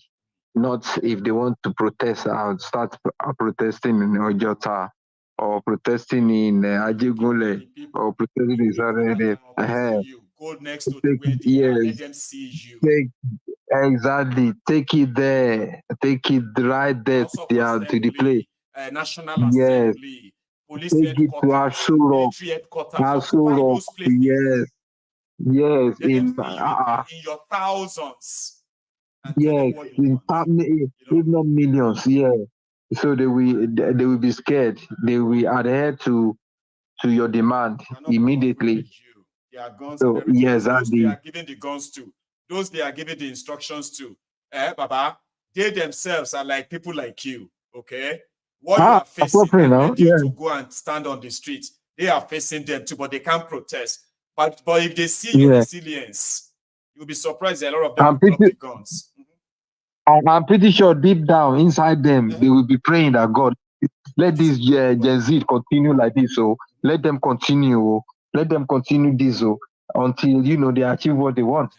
So what I'm just about to say is that look, Nigeria have already sold all their resources. Fuel, crude oil is already been sold forehand, right? So whatever it is that Dangote is waiting for, I don't know, because I don't know who is fooling who. These militants, they will claim that yes, they are tapping oil from somewhere. They are doing this from them, from the creeks and all. This is all planned, right? So that is a facade. They make it look as if Nigeria is still selling oil in a daily basis, that they have that capacity to gather dollar, or to have a foreign reserve and all this. But the fact of it is that the crude oil in the ground has already been sold. They've borrowed money on it. So it's already gone. So what Dangote is waiting for? They don't understand much of what you are saying. Let's give them an example, a recent one. Okay. The Afrexim Bank, they promised to borrow thiefnubu $3.3 billion. So, and thiefnubu will use a $12 billion worth of crude oil as collateral, 167 million barrels of crude oil. After 5 years, if Nigeria no pay that money back, now they started counting from last year now. So by 2029, Afrexim Bank and their friends, they will begin to take crude oil from any part of Nigeria until they extract 167 million barrels. That money, 3.3 billion. If people don't collect 2.2 already, 1.1 billion will remain. They're supposed to give out this month. They've blown the money. So yes, they've borrowed money against some of these natural resources we are talking about, including crude oil. Yes. So the money is already gone. It's being spent. So all this photoshopping that they are doing with gold and all these things, the more they do photoshopping, the more you know that is a lie, right? It's just a fabricated, staged info, just to create an impression that Nigeria will be better off if this is done. But nothing is going to be done. Nigeria, just, don't worry, we have a gold. They want exactly. Nigerians, especially the government, if they know that there's gold somewhere, wherever, they will be the first. In fact, by now they would have exploited. They would have taken, in fact, everything. They would have killed people around the place, started digging, and turned the place to a sudden gold mine, and then and nothing will be nobody will say anything against it. You see, and then the way things is going, Nigerians have to rise up and then fight for their rights. They need to stand firm and fight for their rights. They won't give this thing easily. It won't be given easily. And the same playbook. I remember something that this lady from Atiku State, where he wanted to use the same style that Tinubu used to claim the governorship election that he won. He failed. You see how those people pulled those INEC officials that day. If Nigerians had done that during the midnight or when they were announcing the fake this guy or was whatever. announcing results, right? For example, he has shut down the IRS. Yeah. He has done all of this. Everybody has witnessed that. But imagine that they were telling people to go back. They were going to collation centers. And a lot of people had to go back because it was too risky to follow them. Imagine you have millions of people come down outside where that Mr. Yakubu was announcing that. Do you think if they tell him inside that there are more than 100,000 people outside the hotel, he was making that announcement? Do you think he will announce thiefnubu? Never. He will suspend it. That people are screaming outside, and then they will. And there are more than 100,000 people there. Yes, of course they will suspend it. And again, I saw something that you made mention of. I think this afternoon or this morning or yesterday, that Yoruba party. Why is Yoruba bringing themselves so low? Why would they call a party Yoruba party? Are they bringing their bigotry outside into UK again, or what? What does that supposed to mean?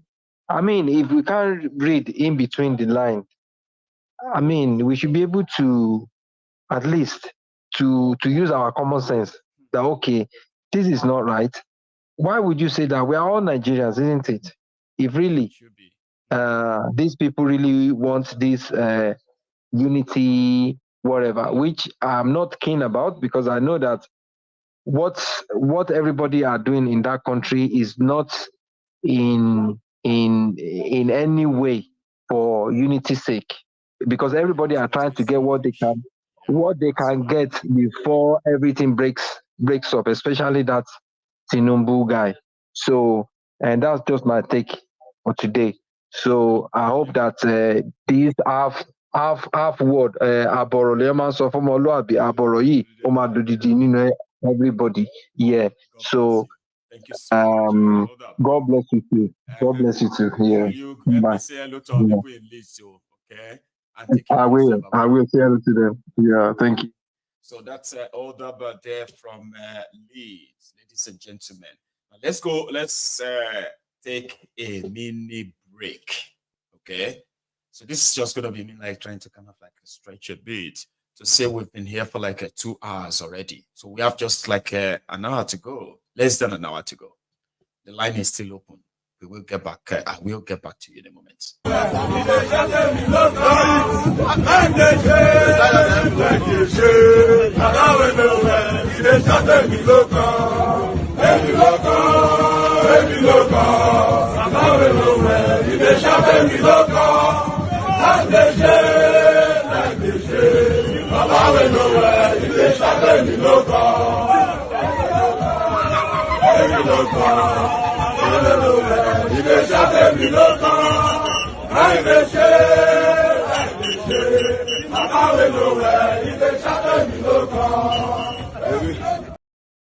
Thank you.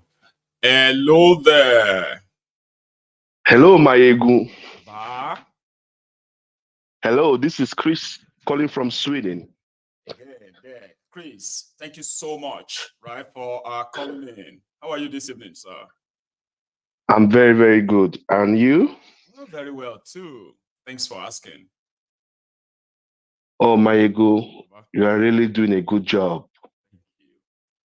I've been watching you for a long time now, and I've been trying to contribute as well. Oh my God, you're doing a wonderful job. Thanks, Chris. We really, really, really appreciate you.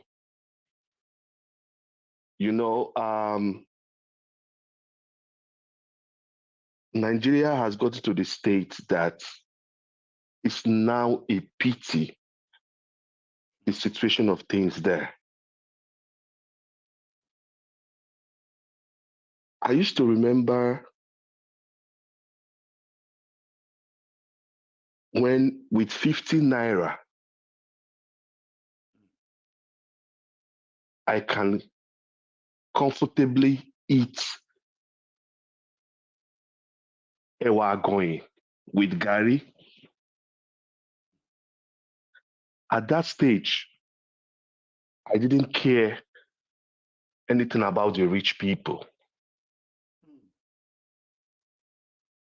because I could still eat. I could still afford to get my belly full with something. Now, the poor ones cannot even eat this so-called poor food anymore.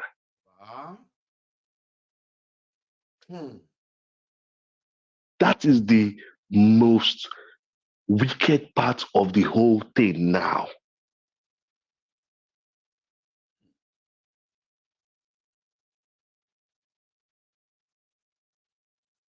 A woman that is struggling with 3 kids, maybe her husband is dead, cannot even boast of, okay, let me go and buy gari and make a small eba and turn for the children to.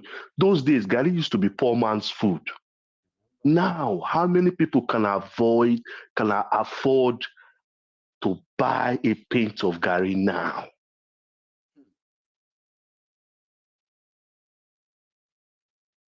Maiyegun, I am the most happiest person when I saw what happened in Kenya.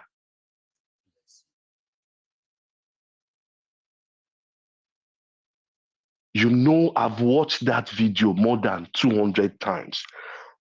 And I couldn't believe people can be so united like that. Our children need to see those videos. That's why we have this diary, Chris.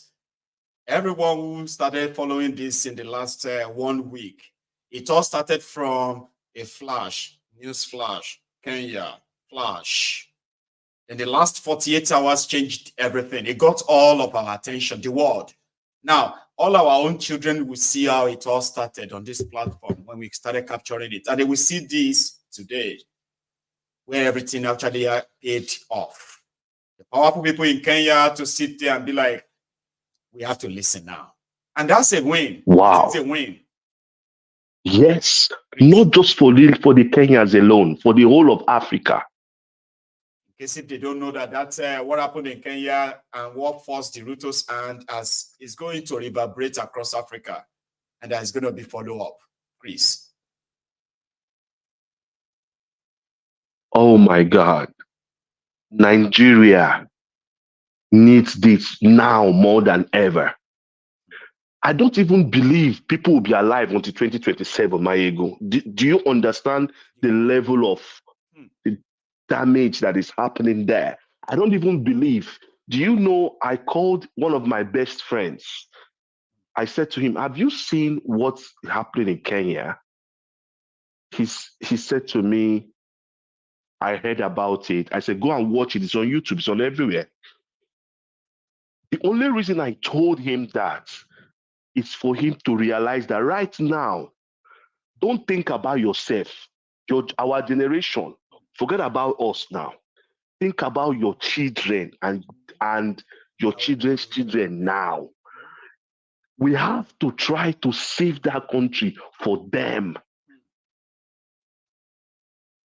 Because otherwise, those ones will not even have a country to fall back to.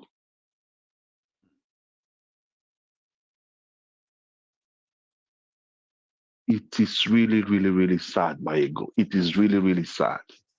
For real. Please. Thank you so much. For real. God bless you.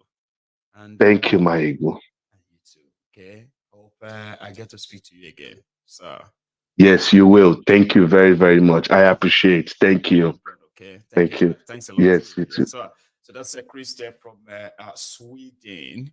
I love people who can express their connection to the story and then see beyond themselves. That's why I actually love some of us here too, where we can sort of express our understanding of the whole situation because we can connect to them.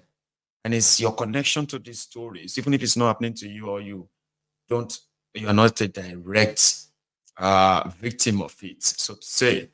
But if you're able to connect to yourself, no matter how little, you will get the message. And trust me, you will always kind of feel and sound like Chris. Give me a second. Oh, hang on. So I'm trying to see how many of us I could smuggle in. The line is like rolling and rolling and rolling like that. But remember, if you don't make it to the convo. Hello. Hello, sir. Now I'm happy today because this is my first time calling in. I've been trying for the past 1 year. I've never. What is your name, man? If you don't mind, is that all right? I'm calling from Canada, St. John's in Canada. God bless you. Did you say caller? Yeah. So is it all right if I call you Sake? Yeah, Sake. Yeah, I call you Sake. Grant. So yeah. I'm gonna remember this Sake from Johnston, Canada. Yeah. Thank you very much. But this is I can call this program a daily tonic. That if you don't watch Maiyegun Daily Political, you are I don't know, the person is not alive. So and I'm very I am missing a lot. So I don't want to talk much. I just want to comment on the previous caller about the Yoruba party or something like. I don't know where our people stand. I don't know where they stand. Now I think from what I read, what I read or what you said about that, maybe they want to send a message that there are a group of people that come from a place called Yoruba country, not Nigeria. The person was saying that are we not Nigeria again? Do you still want them to float a party called Nigerian Party in UK so that the unity beggar we want to? Yeah, that's what we are saying. Let's come together. Nigeria will togetherness. We stand togetherness. We can move mountain. Something like. At least to me, I don't know the motive of those people that a very valid point, sir. Yeah. And guess what, right? I don't know the motive. See, so Sake, let's tell them, yeah. Yeah, Sake. See, you are making a very valid point, okay? And I love it when people don't just always see things from the same lens, right? The valid point you raised now, right, is that somebody who agrees that Nigeria should break, but that person is kind of is unsettled, is not comfortable with a part of the would break Nigeria having their own political party in the UK called the Yoruba Party. So which means that there are those who believe that Nigeria will break truly, right?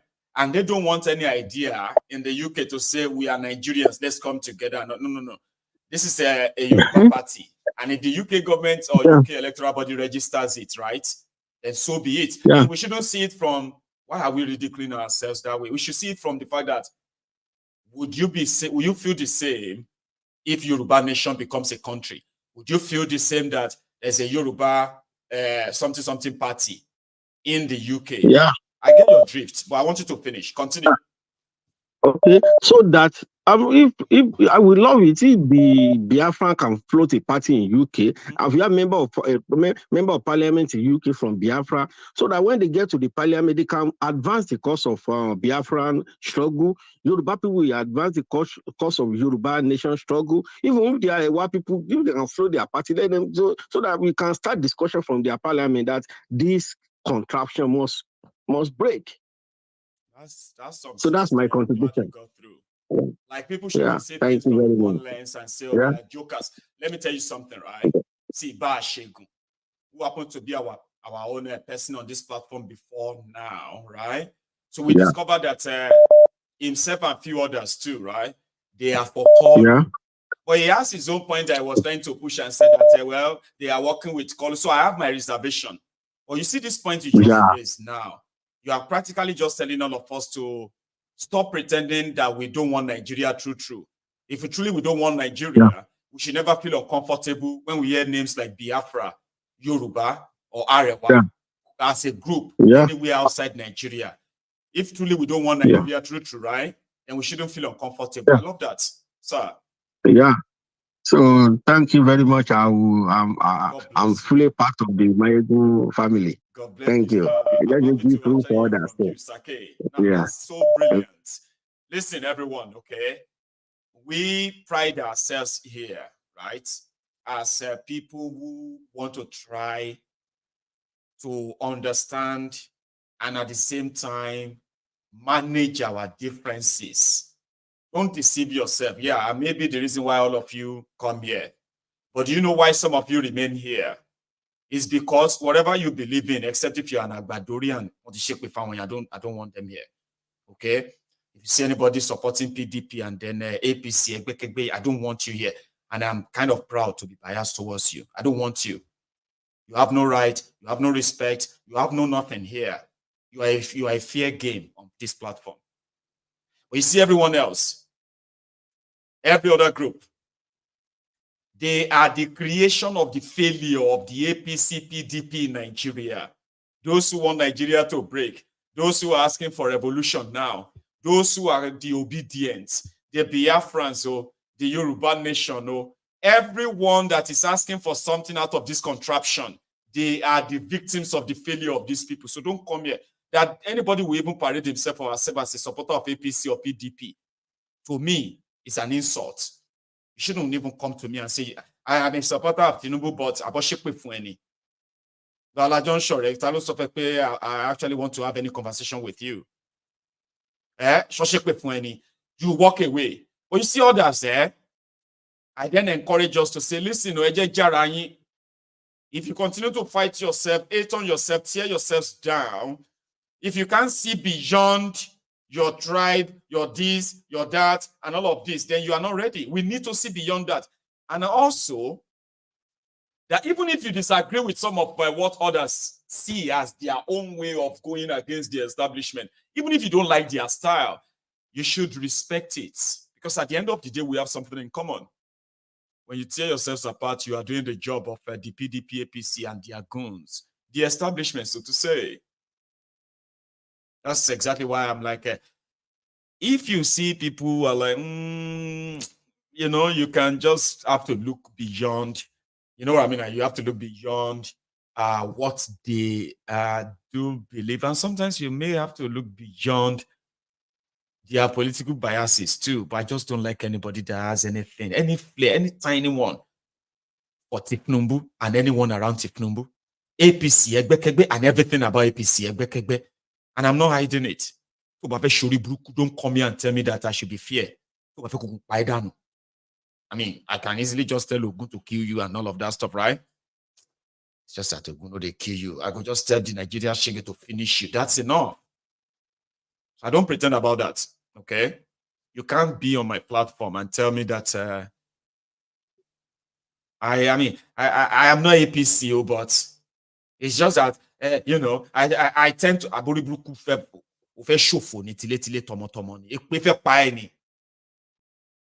if you have anything to do with APC, when you see me, avoid me. It's as simple as that. You see, we know fee mix. It's so important that we are very clear about that. So, and if you are following Maiyegun, okay, well, if you are watching Maiyegun and you have something for APC, sooner or later, anytime all of your pretense and the rest of that, share you guys see, what that ruin, what that destroy. And that's our wish for you. Just our wishes don't change anything, unfortunately. But just know, say, that's what I wish for you. Say, leave this area, avoid us from every angle you can. And if you are pretending on my platform, well, so that's how we call it in Ijebu.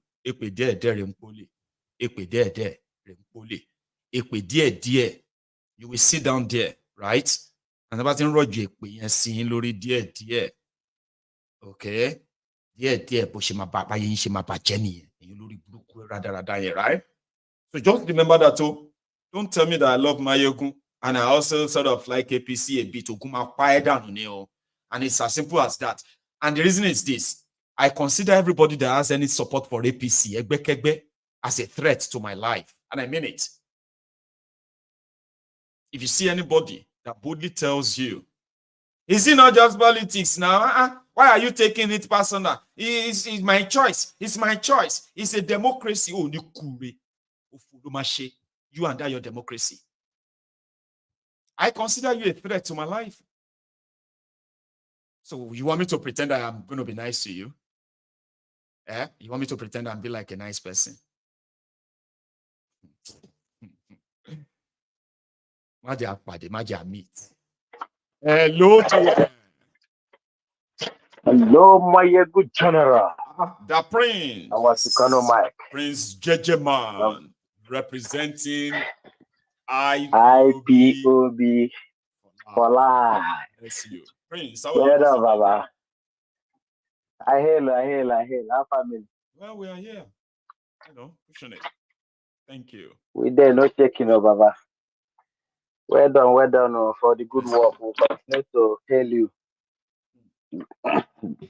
We pray, may God still strengthen you for us. I go need that. They're easy. Yeah, I want to give a shout out to Kenyans. Bosa. They really made us proud. They really made us proud, Baba.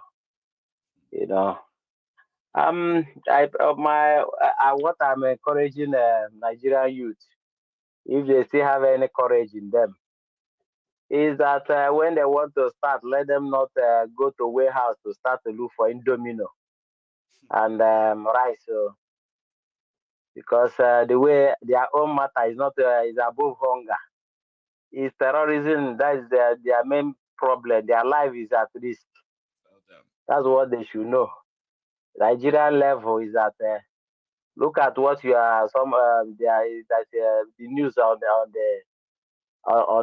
the social media everywhere about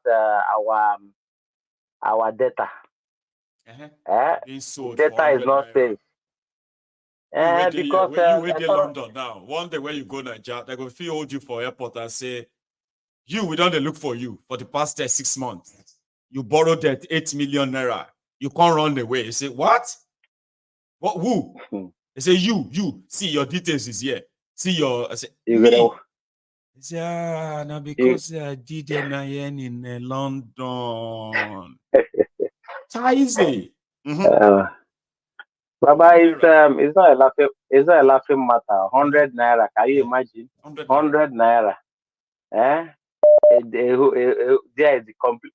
When we are saying this thing, it be like saying a play. When the country is handed over to a terrorist, Bantami is a known terrorist. This is the person in charge. We are shouting. Everybody now the kind was shouting. IPOB was shouting about all this thing going on. A whole nation data is given to a terrorist to be handling. What do you expect? So as it is now, they can even give any terrorist your information to come and just buy you for where you there for your house. That is it. Yeah, we're not talking. When we are talking about this data, some people they say, my money. They talk about your head and your life. Maiyegun, they will continue to shout. The only thing we go save Nigerians when they divide our country. All the terrorists, whether they carry come, everybody, go cross your border. Then they crazy, they no fit cross, enter Togo, enter Benin, no fit now. As the mad rich, So Maiyegun, that is free entry, no visa. Maiyegun, another one be this Yoruba party. It's good to see coins from different sides. That is true. As one of the last caller said. But the point is this, from my own point of view, they say when you go to Rome, you do like the Romans. Right. If this is a society where everybody is being recognized, even you that is a foreigner is being taken very care of. You go to hospital, you are looked after. Everything about you, government takes care of it as long as you are in the system, or you are in the country. Government knows you, know where you live. So and they carry everybody along. What I'm talking, my point is this: is that if this prime minister now, Mr. Sunak, he came from India background. You understand? But he came here, he took a party which is a round under. And that party is a party that carries all the whole UK. along. You know, those they are in labor. They are also there are people that you join there. But when you have your own party, you give it ethnicity name. Tribal You name, know, yeah, I know. you know, so to me, there are many ways to kill a rat. You can find a party, join on the party as the home party of the nation. Then from there, you come up. If you have any bill to pass there about Yoruba, fine. You understand? But when you say Yoruba party, usually white people go vote for you. I mean, only Yoruba people go vote for you. I know say Yoruba played for Papek and anyway. But that shouldn't be I the don't reason think why. Yorubas in Peckham will make up to 5% of the but I get your drifts as well. So that's so me I take CMO. I don't know. Nobody say. No, you see your own point too. See, there are people who see it like you. Okay, to them it comes so off, right? Especially for those who have lived in the UK for a long time, that should understand the whole system, right? So when you hear something like that, it comes, you know, but it won't be the first time. They've had Indian, whatever party here, Pakistani social party here, but they all just didn't flow in the UK. They fizzled out. Unfortunately, they fizzled out. They just never really blend. But again, there's something I was expecting people to pick from all of this and use as a message to others. Like, for example, especially those of us who are Yorubas, okay? Those of us who are so quick to buy the politically sponsored propaganda, which is that of the hatred against the Igbos or against the this or that, all those things they are pushing to make us believe that the Igbos are dangerous for being among us. You know, because of their political whatever, yeah. But this same set of people, look at your people in the UK. They did not just only register a political party that is solely called Yoruba Party. They were actually running for an election to be part of the parliament in the UK.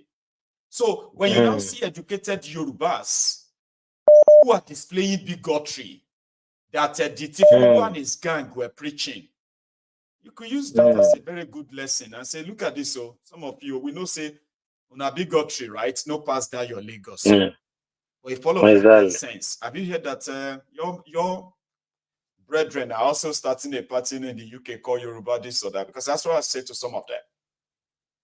Apart from that, I get your drift. That is another side of it. Thank you very much, Baba. God bless Keep up the good work, Keep up the good work. Thank you so much, Prince Gentleman. There, right? Thanks a lot. So I have another caller on the line, but just a quick reminder, okay, that you can still share a like of this broadcast if you haven't already. So let's take this. Hello. One name. One name. One name. Keep riding. Guys, keep riding high. Yeah. Sita, you may need to come closer to your phone, though. It seems to like you are off from it. I'm close right now, I guess so. Now you are. Yes. You can hear me now.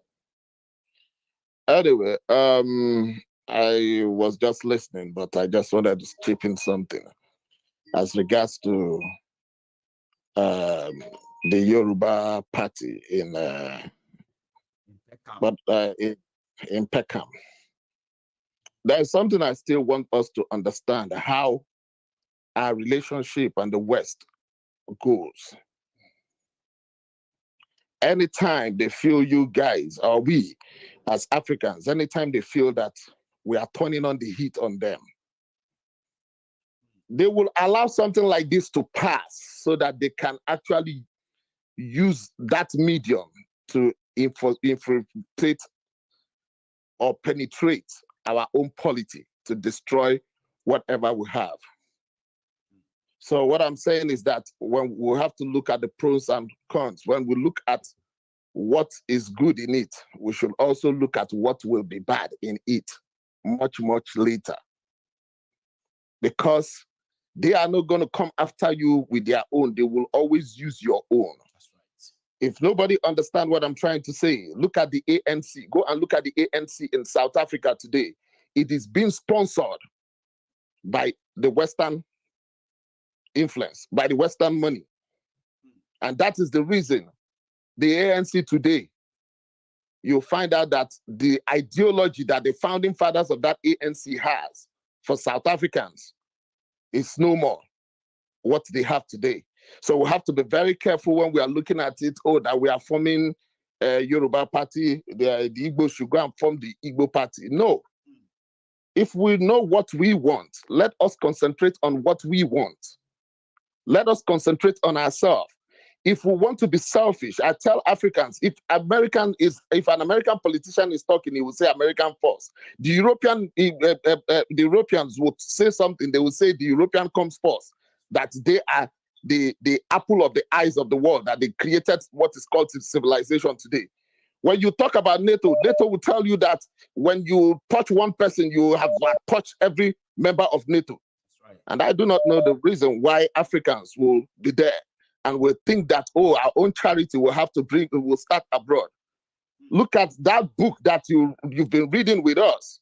It tells you, that book, the summary of that book is that they come after you through and within your own self. They are not going to bring their people, because when they bring their people to you, you are not going to trust them because they know how bad you feel about them. But they will have to penetrate through your own people. The same thing is happening in America here too. If they want to destabilize every union that the blacks they have in America, they will still have to use people like that same community to destroy them.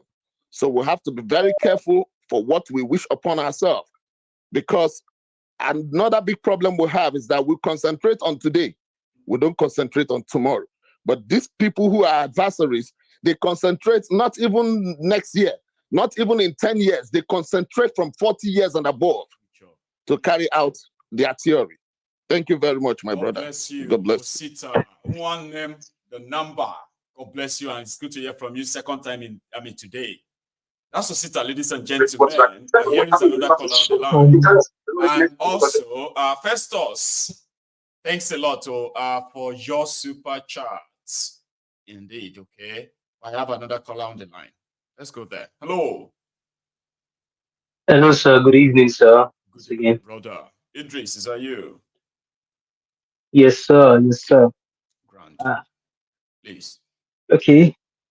Yes, sir. I was actually watching from the beginning, sir. So I had known that you actually picked the call. So I'm still watching from the back. But let me just quickly make my own points. Yeah. Concerning number one, that's of Kenya. Well, I will actually give it to them because I believe that freedom is not something that is being given lightly, except you fight for it.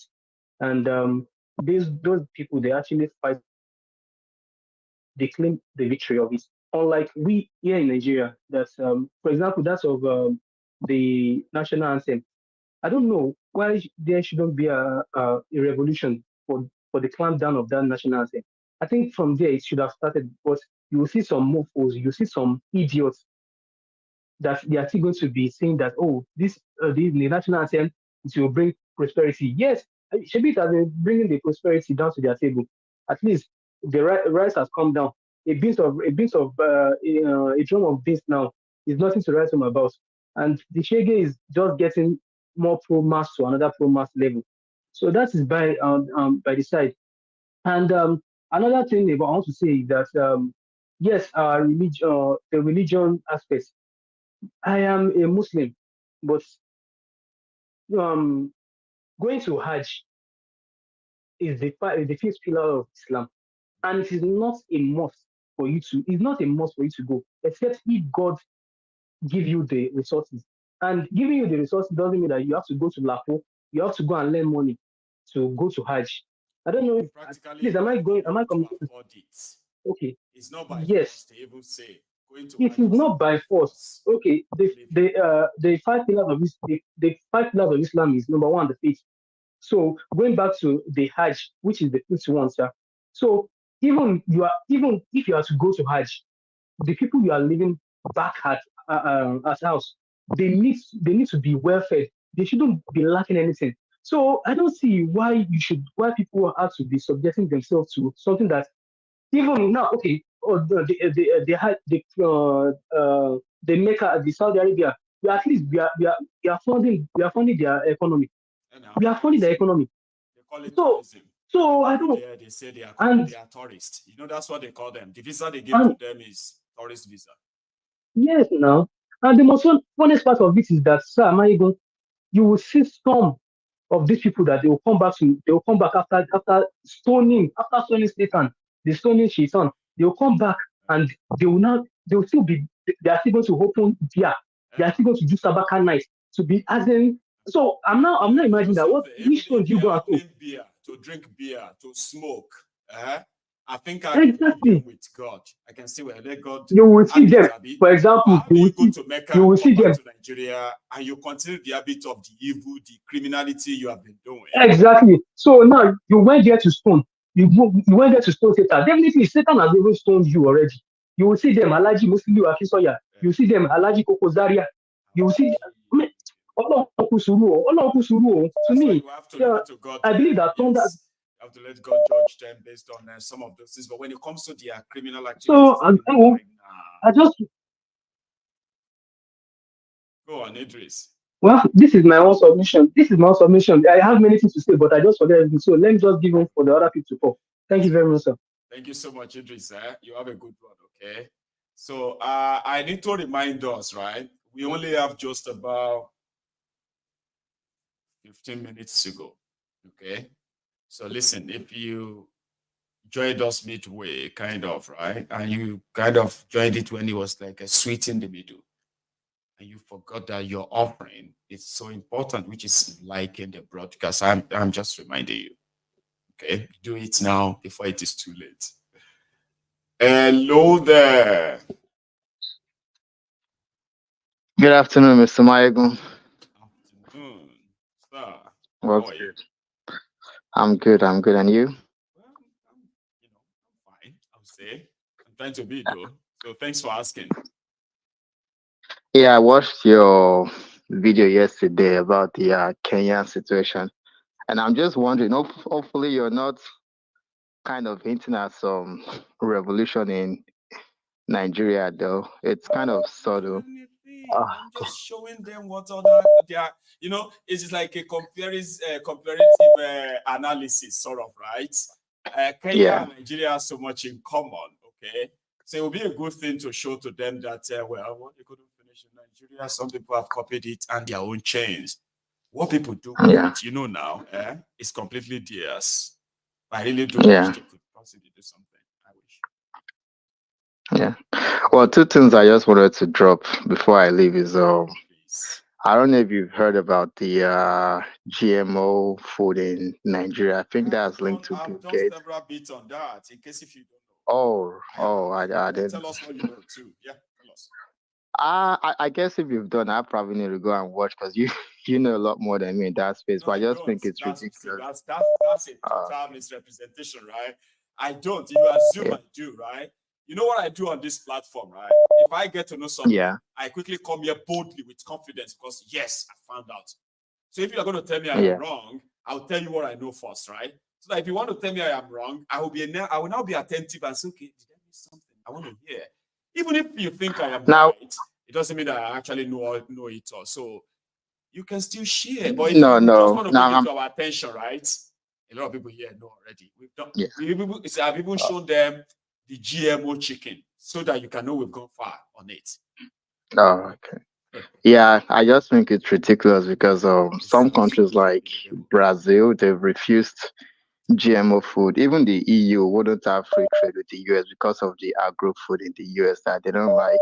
And, there are all these deficiencies or, you have like birth defects in kids. You don't even know what you're putting in. How they suck up nutrients in the soil and they make it impossible to actually grow. Instead, you become more dependent on buying seeds from the West. And I also don't know what Tinubu's idea of the presidency is, because he's so eager to travel anywhere just to show his face, almost like he needs recognition, but he's not really doing anything. He doesn't even have a right-hand man that knows how exactly to steer the country's economy. So I don't know. We'll just wait and see for how long this would the more people keep know, going. I think the more people know the possibility of them sort of breaking the cycle, because that's the most we can hope on, right? A lot of people believe that it is total misrepresentation, right? For people to think Nigerians don't really know what is going on. They just choose what they want to give attention to.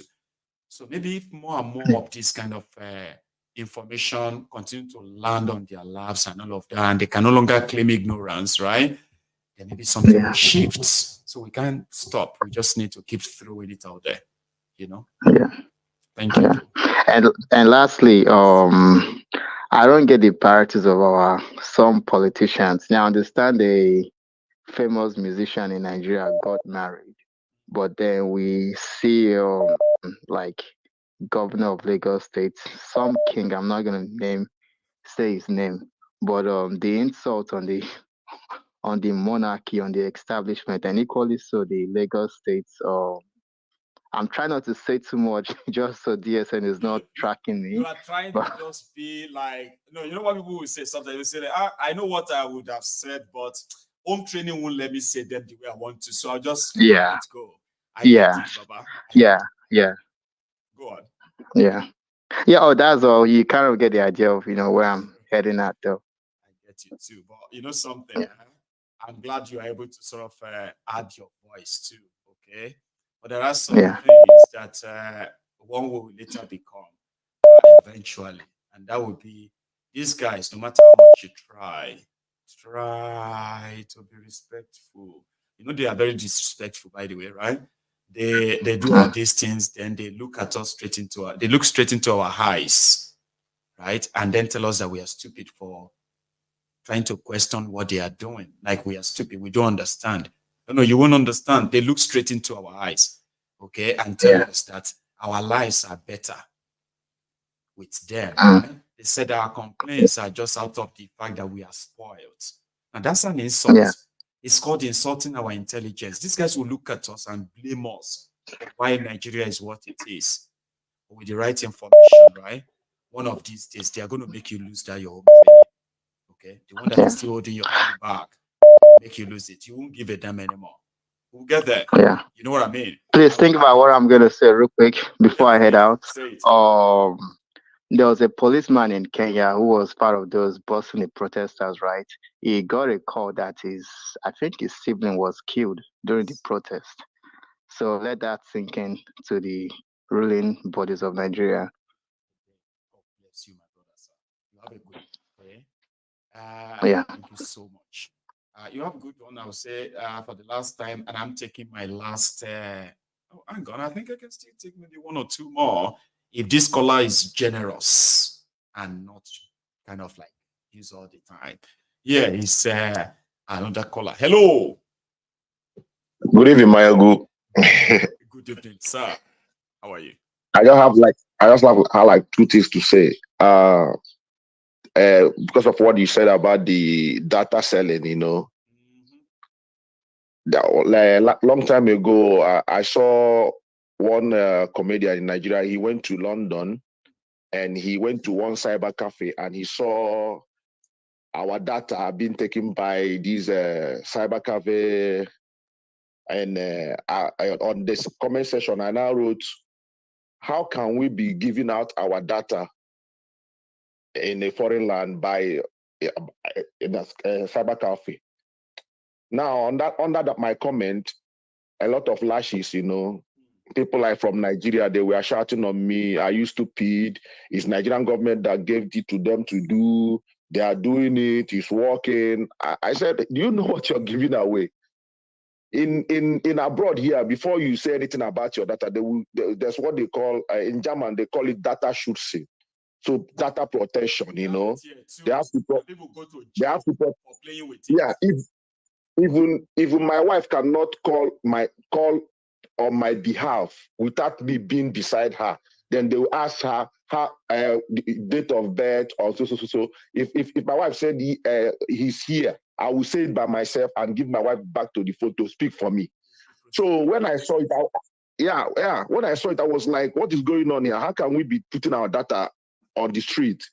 So they were talking about rubbish, insult everywhere, you know. So people should not be making excuses for people living in Nigeria. They are stupid. Then another thing, another thing is this Davido's wedding. I observed something yesterday. Although a lot of critics are coming, but I observed something. Do you know that they said over 70 private jets were in Lagos yesterday?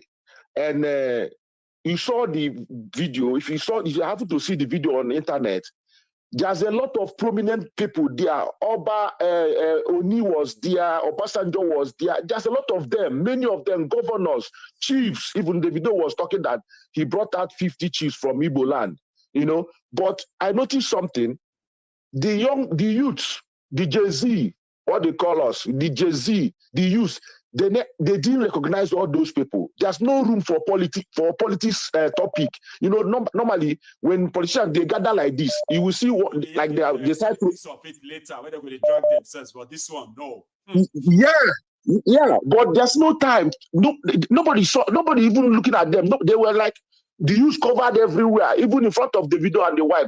There's a lot of you standing there. So you see the officials, you know, when they left the arena, nobody noticed them. So from there, the lesson is that they should know that nobody sees them again. Because the day of the fracas, it will be bloody. Nobody will see them. Nobody seeing them again.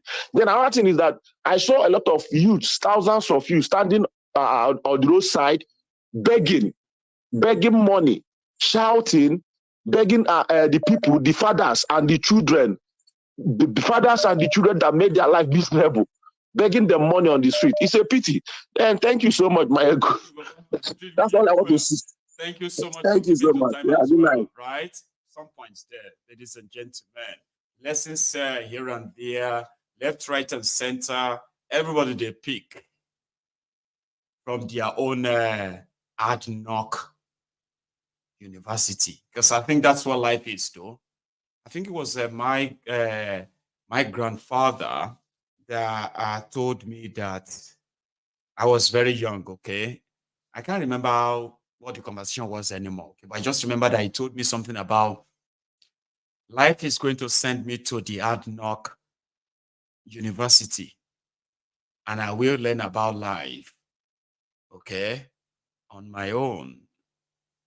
And I think life is like a ad hoc. And then you learn how to fall. You fall down, you rise, you fall again, and all of that stuff. So life will actually knock sense into you. If you won't get sense, be that too. For some people, if you knock on like this, if you do like this to their head, if you shake on like you can just say kuro kuro kuro kuro kuro kuro kuro kuro kuro kuro kuro kuro. And when I say kuro kuro, it's like when you put something inside the pangolo. You shake on brain, want it dry, want it freeze. There's no amount of anything that can actually bring it back to life. I know those ones too. Baba yo my echo shani.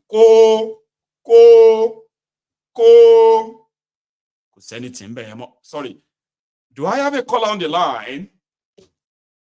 Do I leave some? Sorry, I'm so sorry. I left somebody on there and I didn't get them connected. So I actually want to take one more. Just one more call, and we can all call it a night. And that should be somebody who is going to make it very brief. Now there are. So one last thing as well, okay? Please, if you haven't really liked the broadcast, please do. This is your own offering. You know, you're probably going to see it later and be like, oh, I forgot to. Offering. Hello there. Hello, Brother Maiyegun. Hello, ma. How are you? I'm good. Thank you very much. So you are my So I'll try and make it quick. Lady Celia. How are you? Yeah, I'm fine, sir. So yesterday I've been trying to call, but I was not able to. But I'll try and make it brief, as I said. about the Kenya stuff going on, and I'm glad that maybe for some reason I was not able to call through, because the way I was shaking and my tone, I would have just scattered everything with what I was saying. Anyways, still that, the point I want to make is just one or two. You see, these are our case in Nigeria. Unless we are united, nothing is going to work. United either to have our own country, united either to take back Nigeria, united either to fight against those fat pot belly guys right there. Unless we, but just check it out. We are saying this here, another person is saying that there. It's just like a basin of guinea corn, just an example, and then you put a pile of guinea corn. Somebody's trying to pack the guinea corn and put it in the basin to make it like a pile, while another one is packing it to the side and pouring it. So how does it work? It doesn't. Unless we are united, this thing will never work. We're just wasting our time. That is why those that are not in should check the hell out. We are not playing with anybody. None of us here is anybody's mate. And I don't care whether you're older than me by age or not, because respect is reciprocal. Look at Kenya. This thing that is happening is not bigger than us in Nigeria. We have people that are strong-willed, strong-minded people that today, I tell you, someone just said something earlier. The guy said that we should go to Abuja. Where is that place they sit down to do their meeting? Parliament or whatever. That is where we should head to. Because they tried MSAS, did it work? Because it's in different places. I thank God for strategy.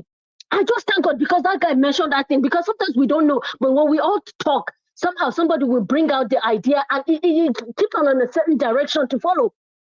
But I'm glad that we're talking. As I said I'll keep it brief. But it's just a whole lot to say. But anyway, thank you very much. Thank you too, Celia. You did well too, because you kept your time. Okay. I appreciate everyone who has called in to make their own,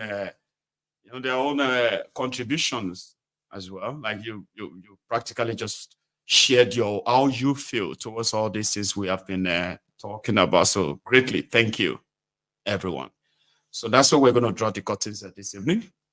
And I will see you some other time. So thanks a lot, and you all have a good night. Good night.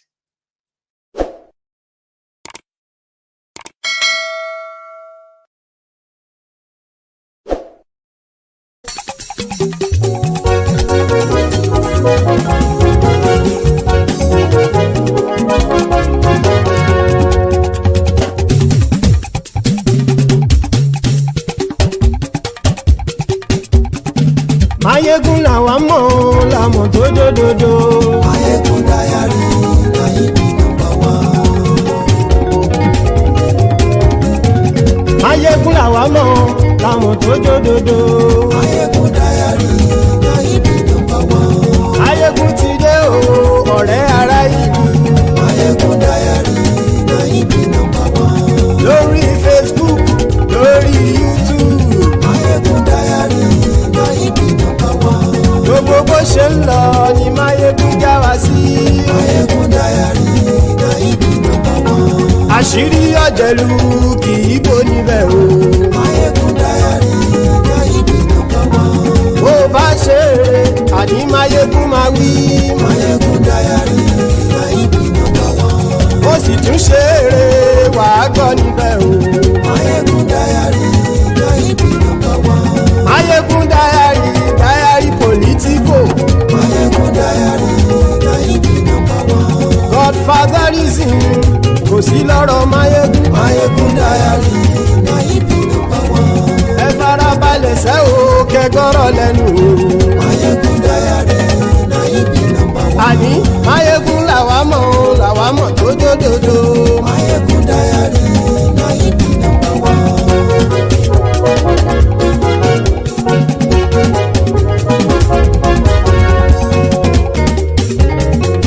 Àní ẹ̀sùn ràkì. Maiyegun ti dé. Maiyegun ti dé. Ọ̀jẹ̀lú ẹ̀sùn ràkì. Maiyegun ti dé. Àní ẹ̀sùn ràkì. Maiyegun ti dé. Lórí Facebook. Maiyegun ti dé. Àní ẹ̀sùn ràkì. lórí YouTube Maiyegun ti dé. àní ẹ̀sùn làjù Maiyegun ti dé. wọ́n bàbá gbé wúrẹ́ Maiyegun máa wí. àní ẹ̀sùn làjù Maiyegun ti dé. ijó ìgbádìyẹ Maiyegun máa wí. àní ẹ̀sùn làjù Maiyegun ti dé. bí pẹ̀sìdó bá rúfin o Maiyegun máa wí. àní ẹ̀sùn làjù Maiyegun ti dé. bí gómìnà kówó jẹ Maiyegun máa wí. àní ẹ̀sùn làjù Maiyegun ti dé. ọlọ́pàá tí ń darí bá Maiyegun máa wí. àní ẹ̀sùn làjù Maiyegun ti dé.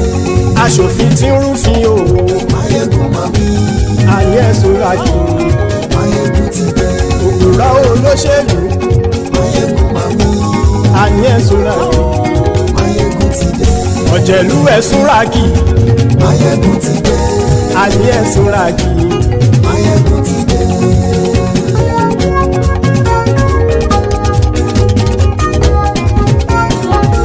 Maiyegun ti dé gbogbo ọ̀jẹ̀lú ẹ̀sùn ràkì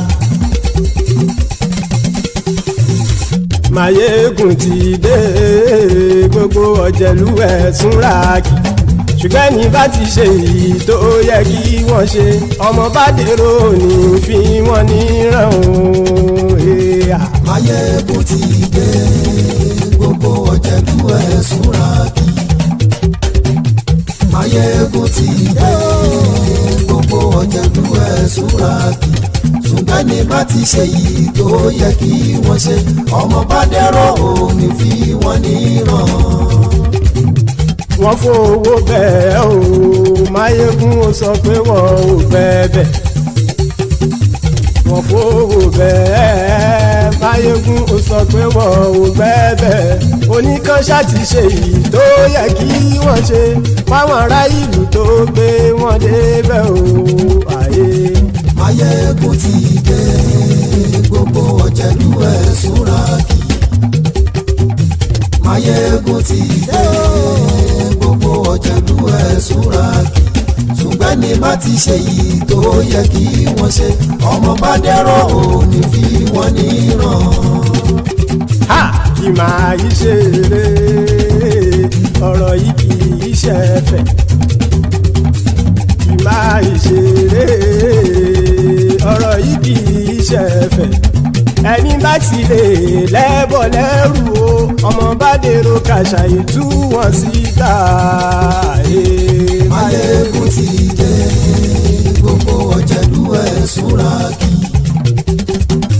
Maiyegun ti dé gbogbo ọ̀jẹ̀lú ẹ̀sùn ràkì.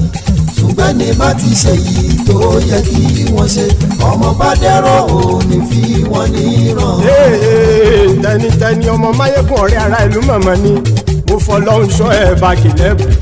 lóòótọ́ olódodo ìlú ọ̀tá ìlú mọ̀mọ́ ni ìwọ ṣá máa ń ṣọ́ra kò sì mọ́ bẹ̀rù. bọ́tà ń lè rí bóníṣègùn lé káwọn mọ̀mọ́ fi ṣera wọn ni ó ti dẹrùn tí wọn ò gbọ́dọ̀ sì mọ́ bẹ̀.